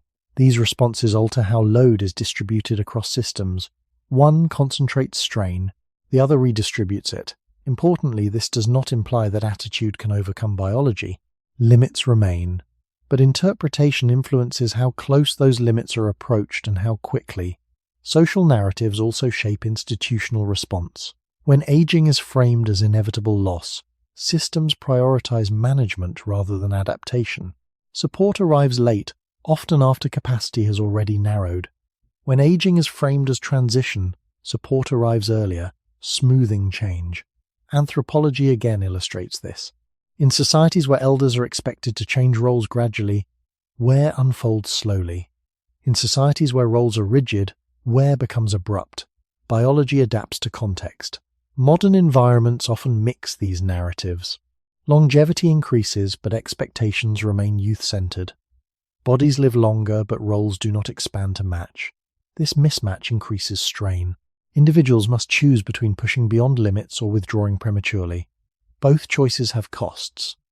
Wear accelerates, either through overuse or disuse. Understanding this reframes why some humans appear to wear out faster. It is not only because their bodies reach limits sooner, but because the meaning attached to those limits restricts adaptation. Aging becomes compressed when interpretation leaves little room for adjustment. This insight does not deny biological reality, it complements it. Wear exists. Drift continues. Capacity narrows, but how these changes are lived depends on narrative. Meaning shapes movement, engagement, and recovery. Over long lives, these factors accumulate. This completes Truck 7. Having explored social structure, inequality, and interpretation, we now see that aging speed is not purely biological. It is relational. It reflects how bodies, environments, and meanings interact over time. Some humans wear out faster not because they age more aggressively, but because their world offers fewer ways to age gently. This understanding prepares the transition forward.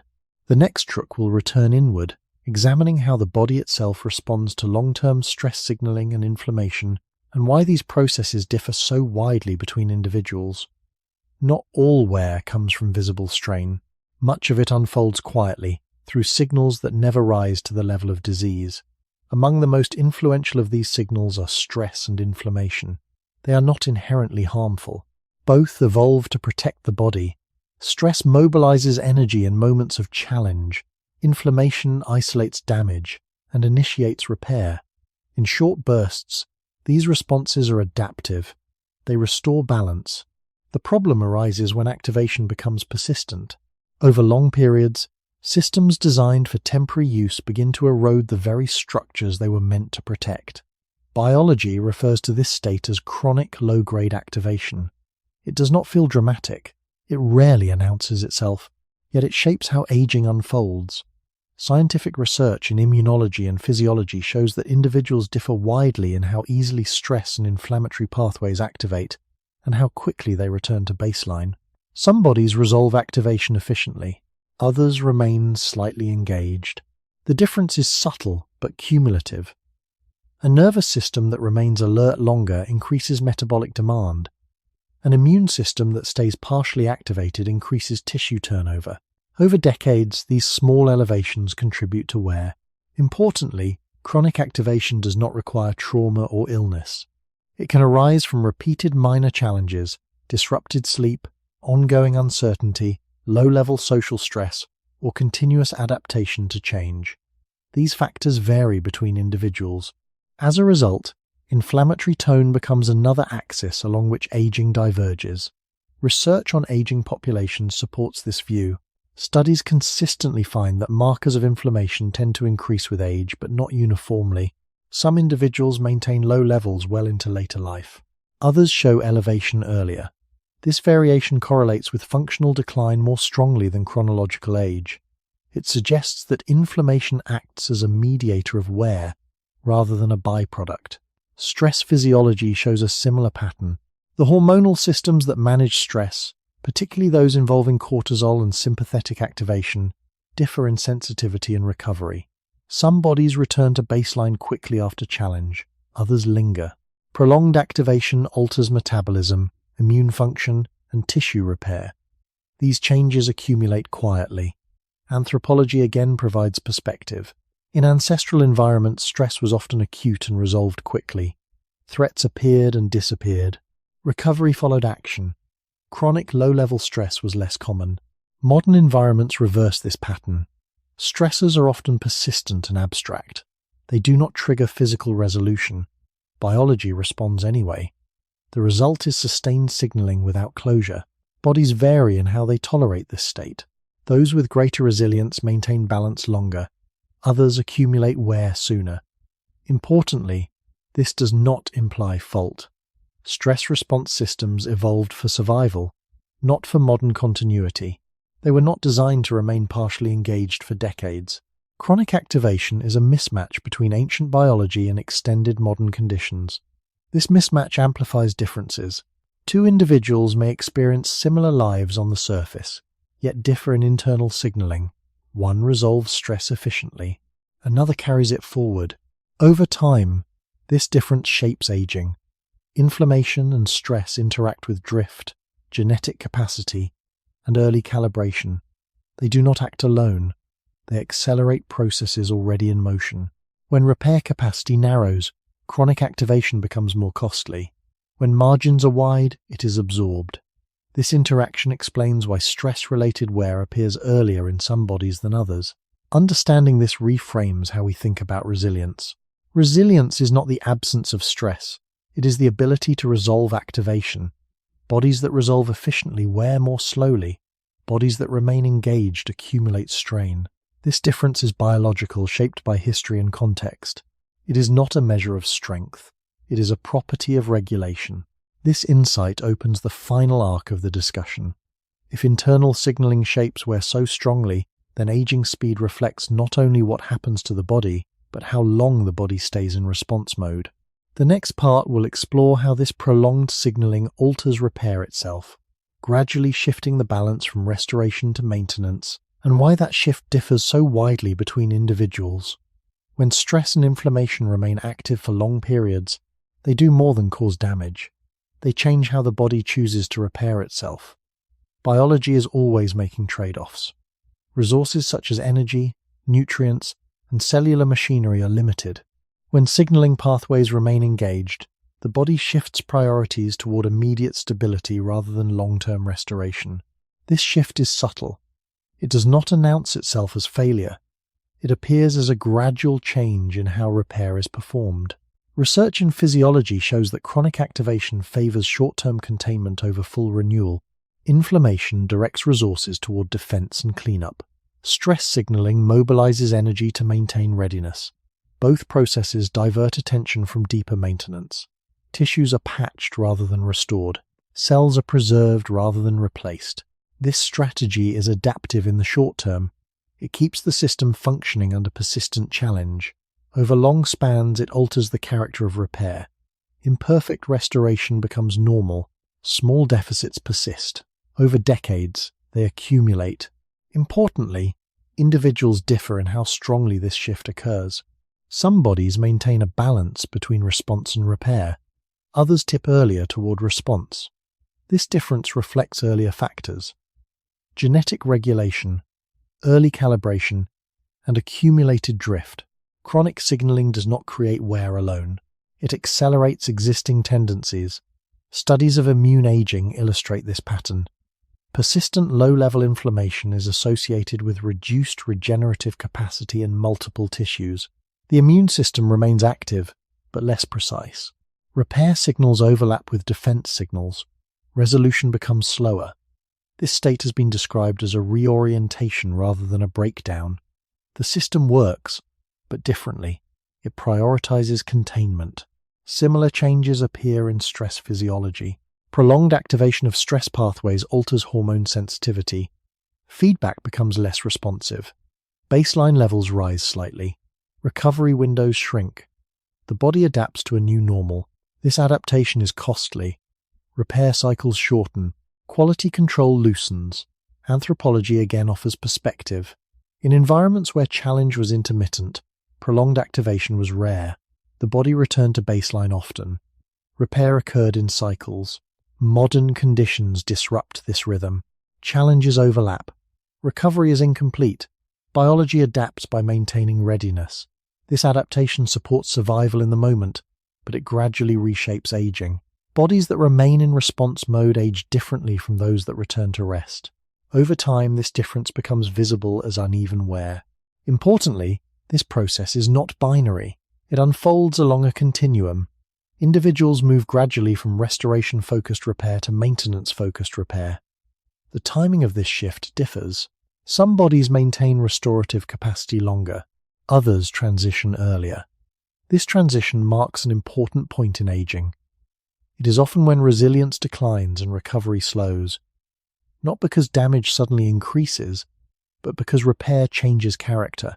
Longitudinal studies support this view. Markers of tissue regeneration and cellular renewal decline at different rates across individuals, often correlating with measures of chronic stress and inflammation. These correlations persist even when overt disease is absent.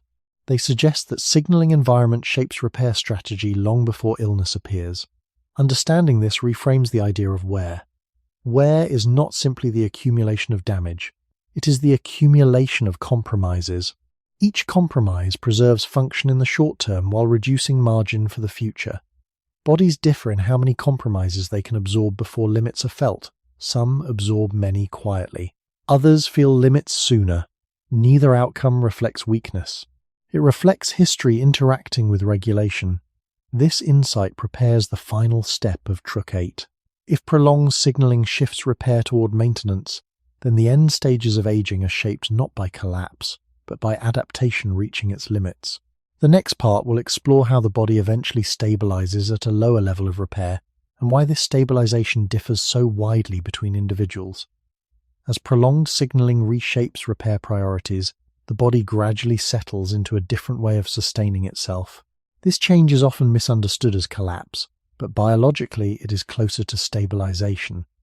Systems continue to function, yet they no longer aim to restore the body to its earlier state. Instead, they work to preserve what can be maintained with reasonable cost. Stability becomes more important than perfection. When stress and low-level inflammation persist for long periods, attempting full restoration again and again becomes inefficient. The body responds by adjusting its expectations of repair. Damage is contained. Function is preserved. Complete renewal is no longer the goal. This shift happens slowly, without clear boundaries. It is not chosen consciously. It emerges from repeated compromises made over time. Cells remain alive longer. Turnover slows. Quality control becomes more tolerant of variation. These adjustments allow survival to continue across extended years, but they narrow the margin for further strain. Research in aging biology supports this pattern. Many tissues do not decline in a straight line. Instead, they reach plateaus of function that can persist for long periods. Muscle strength often stabilizes after an initial reduction. Immune responsiveness settles into a lower but steady state. Metabolic flexibility narrows, then holds. The level at which these systems stabilize varies widely between individuals. Some reach these plateaus early, others much later. Some stabilize high enough that daily life remains comfortable and adaptable. Others stabilize closer to their functional limits. These differences reflect the long accumulation of earlier influences, genetic capacity, early developmental conditions, accumulated biological drift, and prolonged signaling history all contribute. None of these factors acts alone. Together, they shape where the body finds its sustainable balance. Importantly, this balance is not static failure. It is adaptive persistence. The body learns what it can afford to maintain. Over time, it stops attempting repairs that would require more energy or coordination than is available. This does not mean the system has broken. It means it has adapted to constraint. Anthropology provides quiet confirmation of this process. In many traditional societies, older individuals often lived for years with stable patterns of limitation. These patterns did not always worsen rapidly. Instead, they formed a new normal around which daily life was organized. Roles adjusted. Routines changed. Biology and culture aligned in support of continuity rather than restoration. Modern environments often resist this adjustment. There is a strong expectation that the body should always return to its previous state. When stabilization is interpreted as failure, pressure increases. Individuals may push systems beyond their sustainable range, increasing strain. Others may withdraw too early, reducing use and accelerating loss. Both responses can disturb the balance the body has established. Understanding stabilization as adaptation helps avoid this cycle. From a physiological perspective, this stage explains why aging often seems to slow after an initial period of noticeable change. Systems recalibrate. Coordination is re-established at a different level. Life continues within narrower but workable bounds. Some people experience this transition gradually, almost unnoticed. Others encounter it abruptly, often after periods of prolonged stress or illness. The difference lies in how far the new balance is from earlier function. Bodies with wider margins settle at higher levels. Bodies with narrower margins settle lower. Neither outcome reflects effort, discipline, or moral value. It reflects accumulated history. Clinical observation aligns with this view. After extended stress or recovery, many individuals reach what is often described as a new normal. Function is not fully restored, but it is stable. Over time, this stability becomes the platform from which further aging unfolds. Changes that follow are usually slower until another threshold is reached. These shifts are not scheduled. They occur when new demands exceed remaining margins. Aging, seen this way, is not a steady downward slope. It is a series of adjustments towards states the body can sustain. Some humans appear to wear out faster because they reach lower stable states sooner. Others maintain higher ones for longer. Both paths are shaped by regulation and adaptation, not by sudden failure. Wear does not always mean continuous loss. Often, it marks the body settling into a form that can endure. Life continues, altered but functional, within the limits that have gradually been defined. Aging becomes most difficult, not when limits appear, but when behavior fails to adjust to them. The body can tolerate reduced margins if demands change accordingly. Problems arise when expectations remain fixed while capacity shifts. Biology adapts gradually, but habits often do not. Many forms of wear accelerate at this intersection, where an older regulatory system is asked to support patterns of activity designed for an earlier stage of life. This mismatch increases strain, not because the body is weak, but because pacing no longer matches capacity. Research in physiology and gerontology shows that recovery time lengthens with age, even in healthy individuals. Muscles repair more slowly. Neural systems require longer periods to recalibrate. Immune responses resolve less quickly. None of this prevents activity. It changes its rhythm. When rhythm is ignored, stress signaling remains elevated. Repair remains incomplete. Over time, this pattern contributes to faster wear. Conversely, when pacing adjusts, systems are allowed to complete recovery cycles. Function is preserved longer, even at reduced intensity. Anthropology offers a useful lens. In many traditional societies, activity naturally slowed with age, but did not stop. Elders remained engaged, yet their contribution shifted toward tasks that required less physical strain and more judgment or coordination. This shift was not seen as decline. It was a redistribution of effort. The body was used in ways that matched its current capacity. Wear accumulated more slowly because strain was spread rather than concentrated. Modern environments often resist this adaptation. Work, social roles, and personal identity are frequently tied to sustained output and speed. When capacity changes, individuals may respond by pushing harder to maintain former standards. This response is understandable, but biologically costly. Prolonged overextension keeps stress and inflammatory signaling active. Repair remains compromised.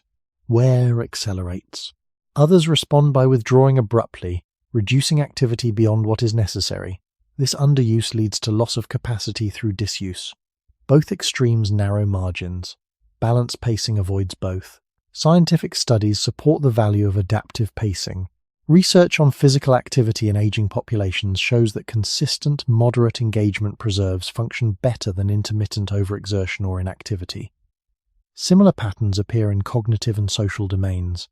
Engagement that matches capacity supports coordination and resilience.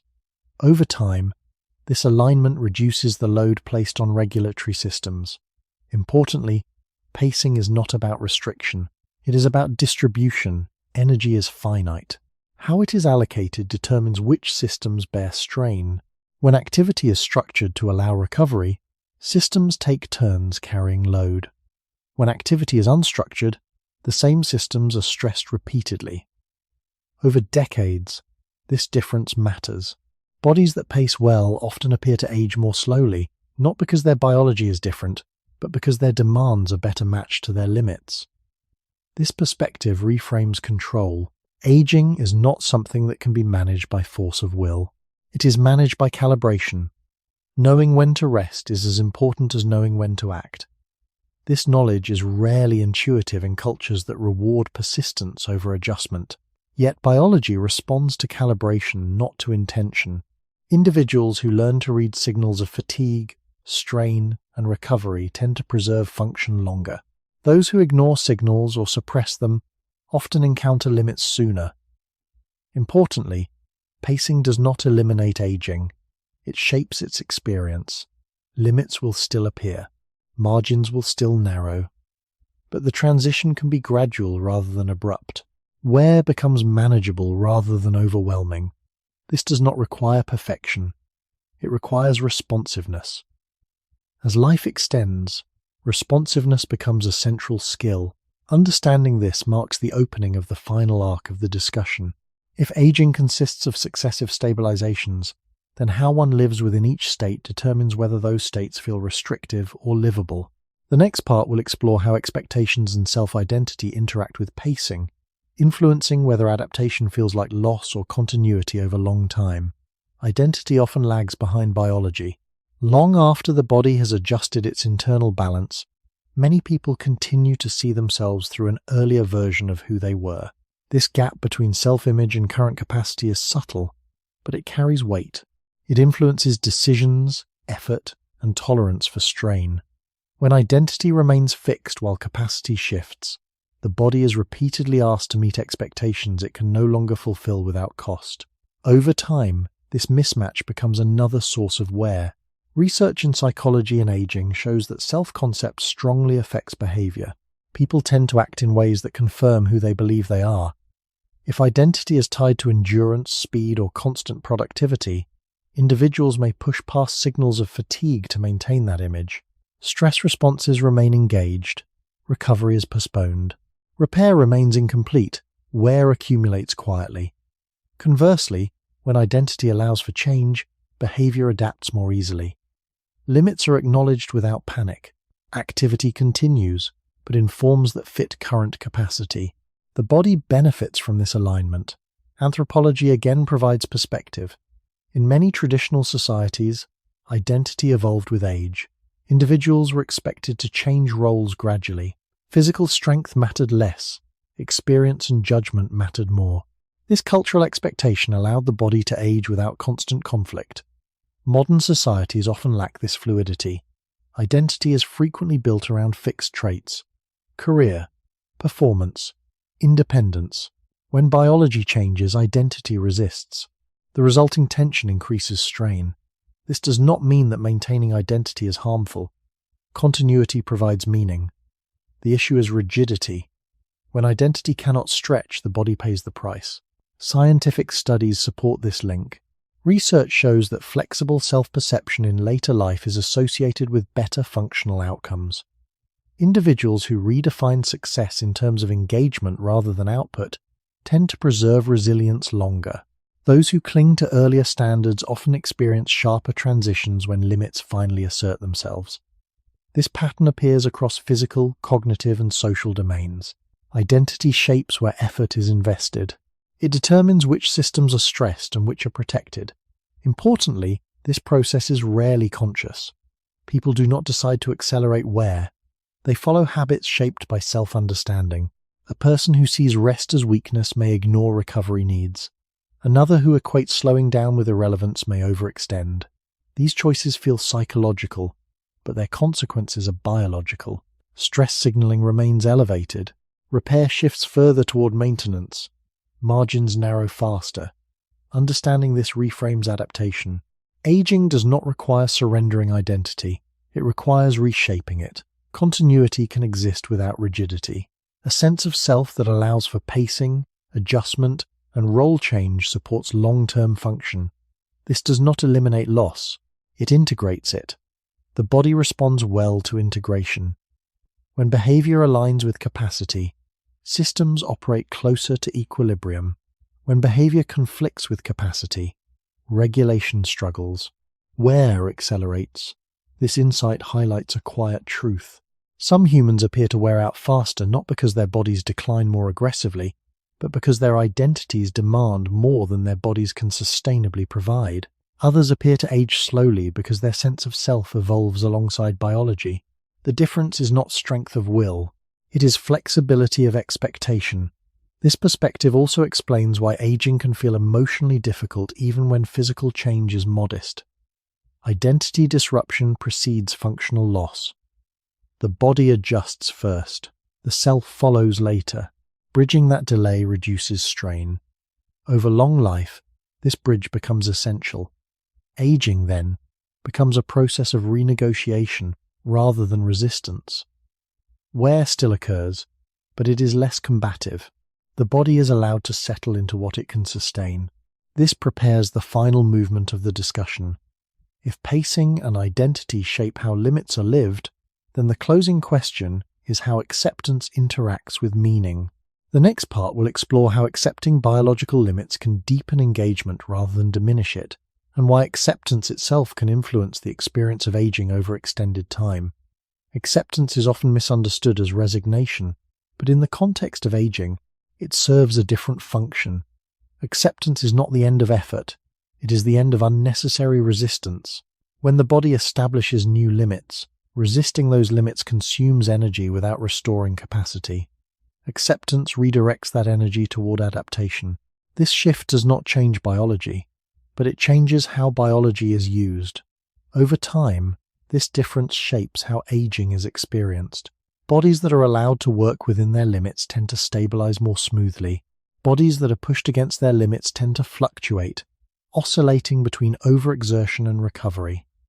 Research in behavioral health and gerontology supports this distinction. Studies show that acceptance of physical change is associated with better functional outcomes, even when objective capacity is similar. The mechanism is not psychological comfort alone. Acceptance alters behavior. It encourages pacing, reduces chronic stress signaling, and allows repair cycles to complete. Resistance does the opposite. It keeps stress pathways engaged and delays recovery. Over years, this difference accumulates as wear. Anthropology offers further insight.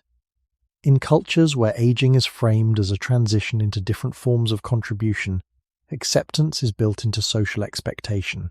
Elders are not required to perform as they once did.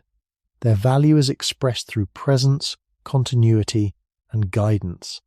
In such contexts, acceptance does not reduce engagement, it redirects it. The body remains active, but strain is distributed more evenly. Aging unfolds with fewer abrupt disruptions. Modern societies often equate acceptance with giving up. This framing encourages resistance. People push to maintain former patterns even when costs increase. When limits finally assert themselves, the transition is sharp. Acceptance arrives late, often after unnecessary strain. Biology responds to this delay. Wear accelerates during periods of prolonged resistance. Understanding acceptance as calibration rather than surrender changes this dynamic. Acceptance acknowledges reality without amplifying it. It allows planning. It invites adjustment before crisis. Importantly, acceptance does not eliminate ambition or purpose. It refines them. Goals shift from preservation of past capacity to cultivation of present stability. This shift often reveals new forms of engagement. Cognitive, relational, and reflective capacities may remain strong even as physical margins narrow. When acceptance allows attention to move toward these areas, overall function feels less constrained. The body benefits from this redistribution. Stress decreases, recovery improves. 1. Systems coordinate more efficiently within their available range. Clinical observation reflects this pattern. Individuals who accept new baselines earlier often maintain independence longer. They use support proactively. They avoid extremes of overuse and disuse. Their aging appears slower, not because decline is absent, but because transitions are smoother. Those who resist often experience sharper declines when limits are finally reached. The difference lies in timing and response, not in biology alone. Acceptance also interacts with meaning. When meaning is tied exclusively to performance, acceptance feels like loss. When meaning is tied to continuity of participation, acceptance feels like adaptation. Biology responds differently to these frames. Participation sustains coordination. Withdrawal concentrates strain. Acceptance that preserves participation supports long-term function. This reframes the experience of wear once more. Some humans wear out faster because acceptance arrives late, after margins are already narrow. Others appear to age more gently because acceptance arrives early, allowing gradual adjustment. Neither path reflects character or discipline. It reflects timing of alignment between expectation and capacity. As the discussion approaches its close, this insight brings the narrative together. Aging is shaped by capacity, history, signaling, and chance. It is also shaped by how limits are met. Acceptance does not stop aging. It changes how aging unfolds. It allows the body to settle into sustainable states without unnecessary conflict. In that space, life continues, altered but meaningful, within boundaries that no longer need to be fought. As life extends, the final question is no longer how to prevent aging, but how to understand its role. Aging is often framed as loss, yet biologically it is also a form of information.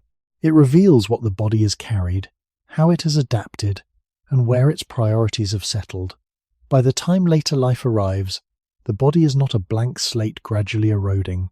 It is a record of choices, environments, and adjustments layered over time. Wear, in this sense, is not merely damage, it is evidence of use. Understanding this reframes the meaning of longevity. Living longer does not promise preservation of youth. It offers continuity. Continuity allows patterns to become visible. Some of those patterns are fragile, others are resilient. Both are real. Biology never intended to hide them. Research in aging biology supports this perspective. Many changes associated with later life are not failures of design, but expressions of long-term trade-offs. Tissues that prioritized efficiency early may sacrifice flexibility later. Systems that favored rapid response may accept chronic activation as the cost of readiness. These trade-offs were useful once. Aging exposes them, because time allows their consequences to accumulate. This does not imply regret. It implies coherence. The body makes sense when viewed across its entire span, not at a single moment. Anthropology, again, provides context. In societies where elders were integrated into collective memory, aging was understood as transition rather than erosion. The visible signs of wear marked experience. They signaled continuity between generations. Modern societies often lack this framing. Longevity has increased, but narratives have not kept pace. As a result, aging is experienced as a private struggle rather than a shared process. This isolation amplifies the sense of loss. Biology is interpreted through fear rather than understanding. Recognizing aging as information changes this interpretation. It shifts attention from what is gone to what remains stable. Even as margins narrow, coordination persists. Even as capacity changes, presence remains. This perspective does not deny difficulty, it contextualizes it. Medical observation aligns with this view. Clinicians often note that quality of life in later years depends less on absolute capacity than on alignment between expectation and reality. Individuals who understand their limits tend to navigate them more effectively. Those who see limits as failure often experience greater distress. This distress feeds back into biology through stress and signaling, increasing wear. Understanding interrupts this loop. It does not remove limits. It removes unnecessary conflict with them. This insight becomes especially important as the body approaches its later stabilizations. Aging slows not because decline stops, but because systems settle into what they can sustain. Life continues within these bounds. The question becomes how to inhabit that space. Understanding aging as part of a larger human pattern provides one answer. Humans evolved to live in continuity with others. Bodies change, but connection persists. Meaning does not disappear when strength changes, it transforms. Wear then becomes part of a larger story rather than its end. This opening of the final truck invites reflection rather than instruction. There is nothing to fix at this stage. There is only something to recognize. Some humans wear out faster, others slower. Both trajectories belong to the same species, navigating time beyond its original design. Aging reveals difference, but it also reveals common ground. Everybody, given enough time, must negotiate limits. How that negotiation is understood shapes whether later life feels narrow or deep. The remaining parts will explore how this recognition can soften fear, clarify value, and allow aging to be seen not as a problem to solve, but as a phase to inhabit with awareness and calm. Aging becomes gentler when it is no longer treated as an enemy. Much of the distress surrounding later life arises from a quiet struggle against inevitability. Energy is spent resisting change rather than accommodating it. When that struggle eases, something unexpected happens. Attention shifts. Fear recedes. The body is allowed to move within its remaining flexibility instead of being forced toward what is no longer possible. This shift does not remove difficulty, but it changes its texture. Biology responds to this change in subtle ways. Stress signaling softens. Recovery becomes more complete. Coordination improves within narrower margins. Research in health psychology shows that perceived control over meaning, rather than over outcome, is associated with better physiological regulation in later life.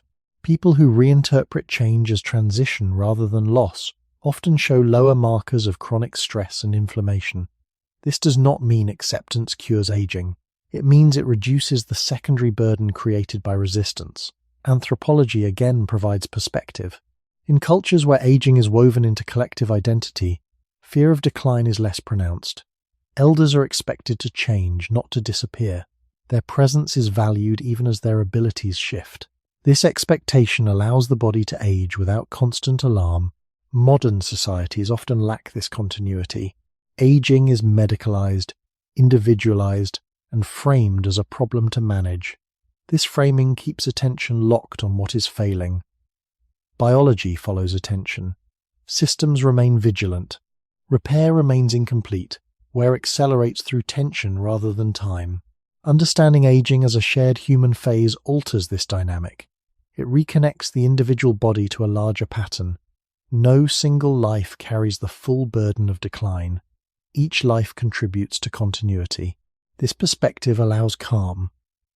Calm supports regulation. Regulation supports stability. Clinical observation aligns with this view. Individuals who cultivate meaning that extends beyond performance often maintain engagement longer. They adapt activities rather than abandoning them. They accept assistance earlier, preserving independence rather than losing it suddenly. Their aging appears smoother because transitions are anticipated rather than resisted. Importantly, meaning does not require optimism. It requires coherence. Aging feels harder when changes appear random or punitive. It feels gentler when changes are understood as part of a long arc. Wear then becomes interpretable rather than threatening. This interpretation feeds back into behavior. Activity is paced, rest is respected.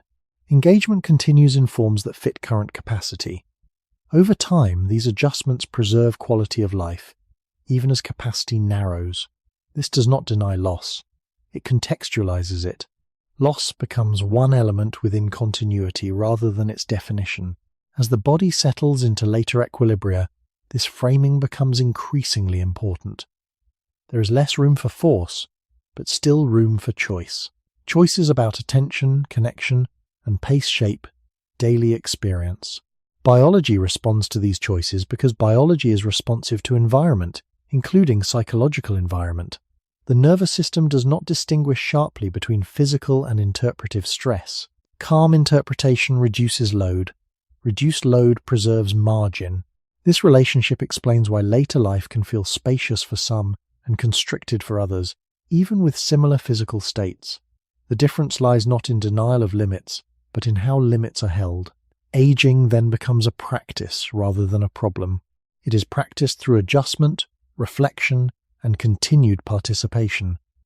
Wear still accumulates, time still moves forward, but the experience of that movement changes. The body is no longer treated as something that must be defended against time. It is treated as something that has travelled far and now requires care of a different kind. This perspective prepares the final movement of the narrative. Having explored biology, behaviour, society, and meaning, the closing step is to ask what remains when striving ends. The final part will consider how letting go of the demand to last indefinitely can reveal a quieter form of endurance, one grounded not in resisting time, but in accompanying it. When the demand to last indefinitely finally loosens, something quieter takes its place. Endurance no longer comes from resisting time, but from moving with it.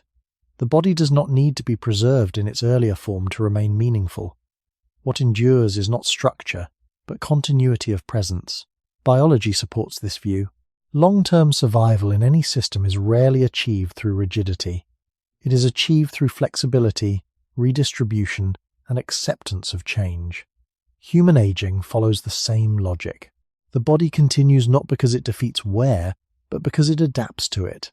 As margins narrow, coordination becomes more economical. Attention shifts toward what can be sustained, rather than what is lost. This shift is not defeat. It is refinement. Anthropology reminds us that for most of human history, later life was not defined by optimization but by accompaniment. Elders did not need to perform at peak capacity. They needed to remain connected. Their endurance lay in witness, memory, and continuity. Modern longevity has extended the timeline, but it has not changed the underlying requirement. Endurance is still relational. It is expressed through rhythm, presence, and adjustment. When this is understood, fear softens. The body is no longer measured against an impossible standard of permanence. It is recognized as a process that has already traveled far. Clinical observation reflects this reality. Many individuals find that once they stop demanding restoration, stability improves. Not because capacity returns, but because strain decreases. The nervous system settles. Stress signaling quiets. Repair, though limited, becomes more effective within its range. Aging then becomes less turbulent. Changes still occur, but they arrive without constant alarm. This calm does not remove sadness or loss. It places them within a wider field. Loss becomes part of passage rather than a verdict. At this stage, endurance is not about holding on. It is about staying in contact, staying with one's body as it changes, staying with others as roles shift, staying with time without trying to outrun it. This is the form of endurance that remains available when all others fade. It does not promise youth, it offers coherence. And coherence, over long life, is often what allows meaning to persist. As this long reflection comes to rest, the question that remains is not why some humans wear out faster than others. That question has many answers, layered across biology, history, chance, and context. The quieter question is what it means to wear out at all. Every body that lasts long enough will change. Every system that endures will adapt. Aging is not evidence of failure. It is evidence of time lived. Some lives show wear earlier, others later. But all wear tells the same story, a body responding, adjusting, and continuing as long as it can. There is no single correct pace. There is only the pace that emerges from a particular life meeting extended time. When this is understood, comparison loses its urgency. What matters instead is how gently one can accompany the body through its changes, how attentively one can listen to new limits, how calmly one can let endurance take a different shape. Perhaps the deepest form of longevity is not measured in years preserved, but in how fully a life remains inhabited as time moves on. And if that is so, then aging is not something to outrun, but something to walk beside, slowly, until the end.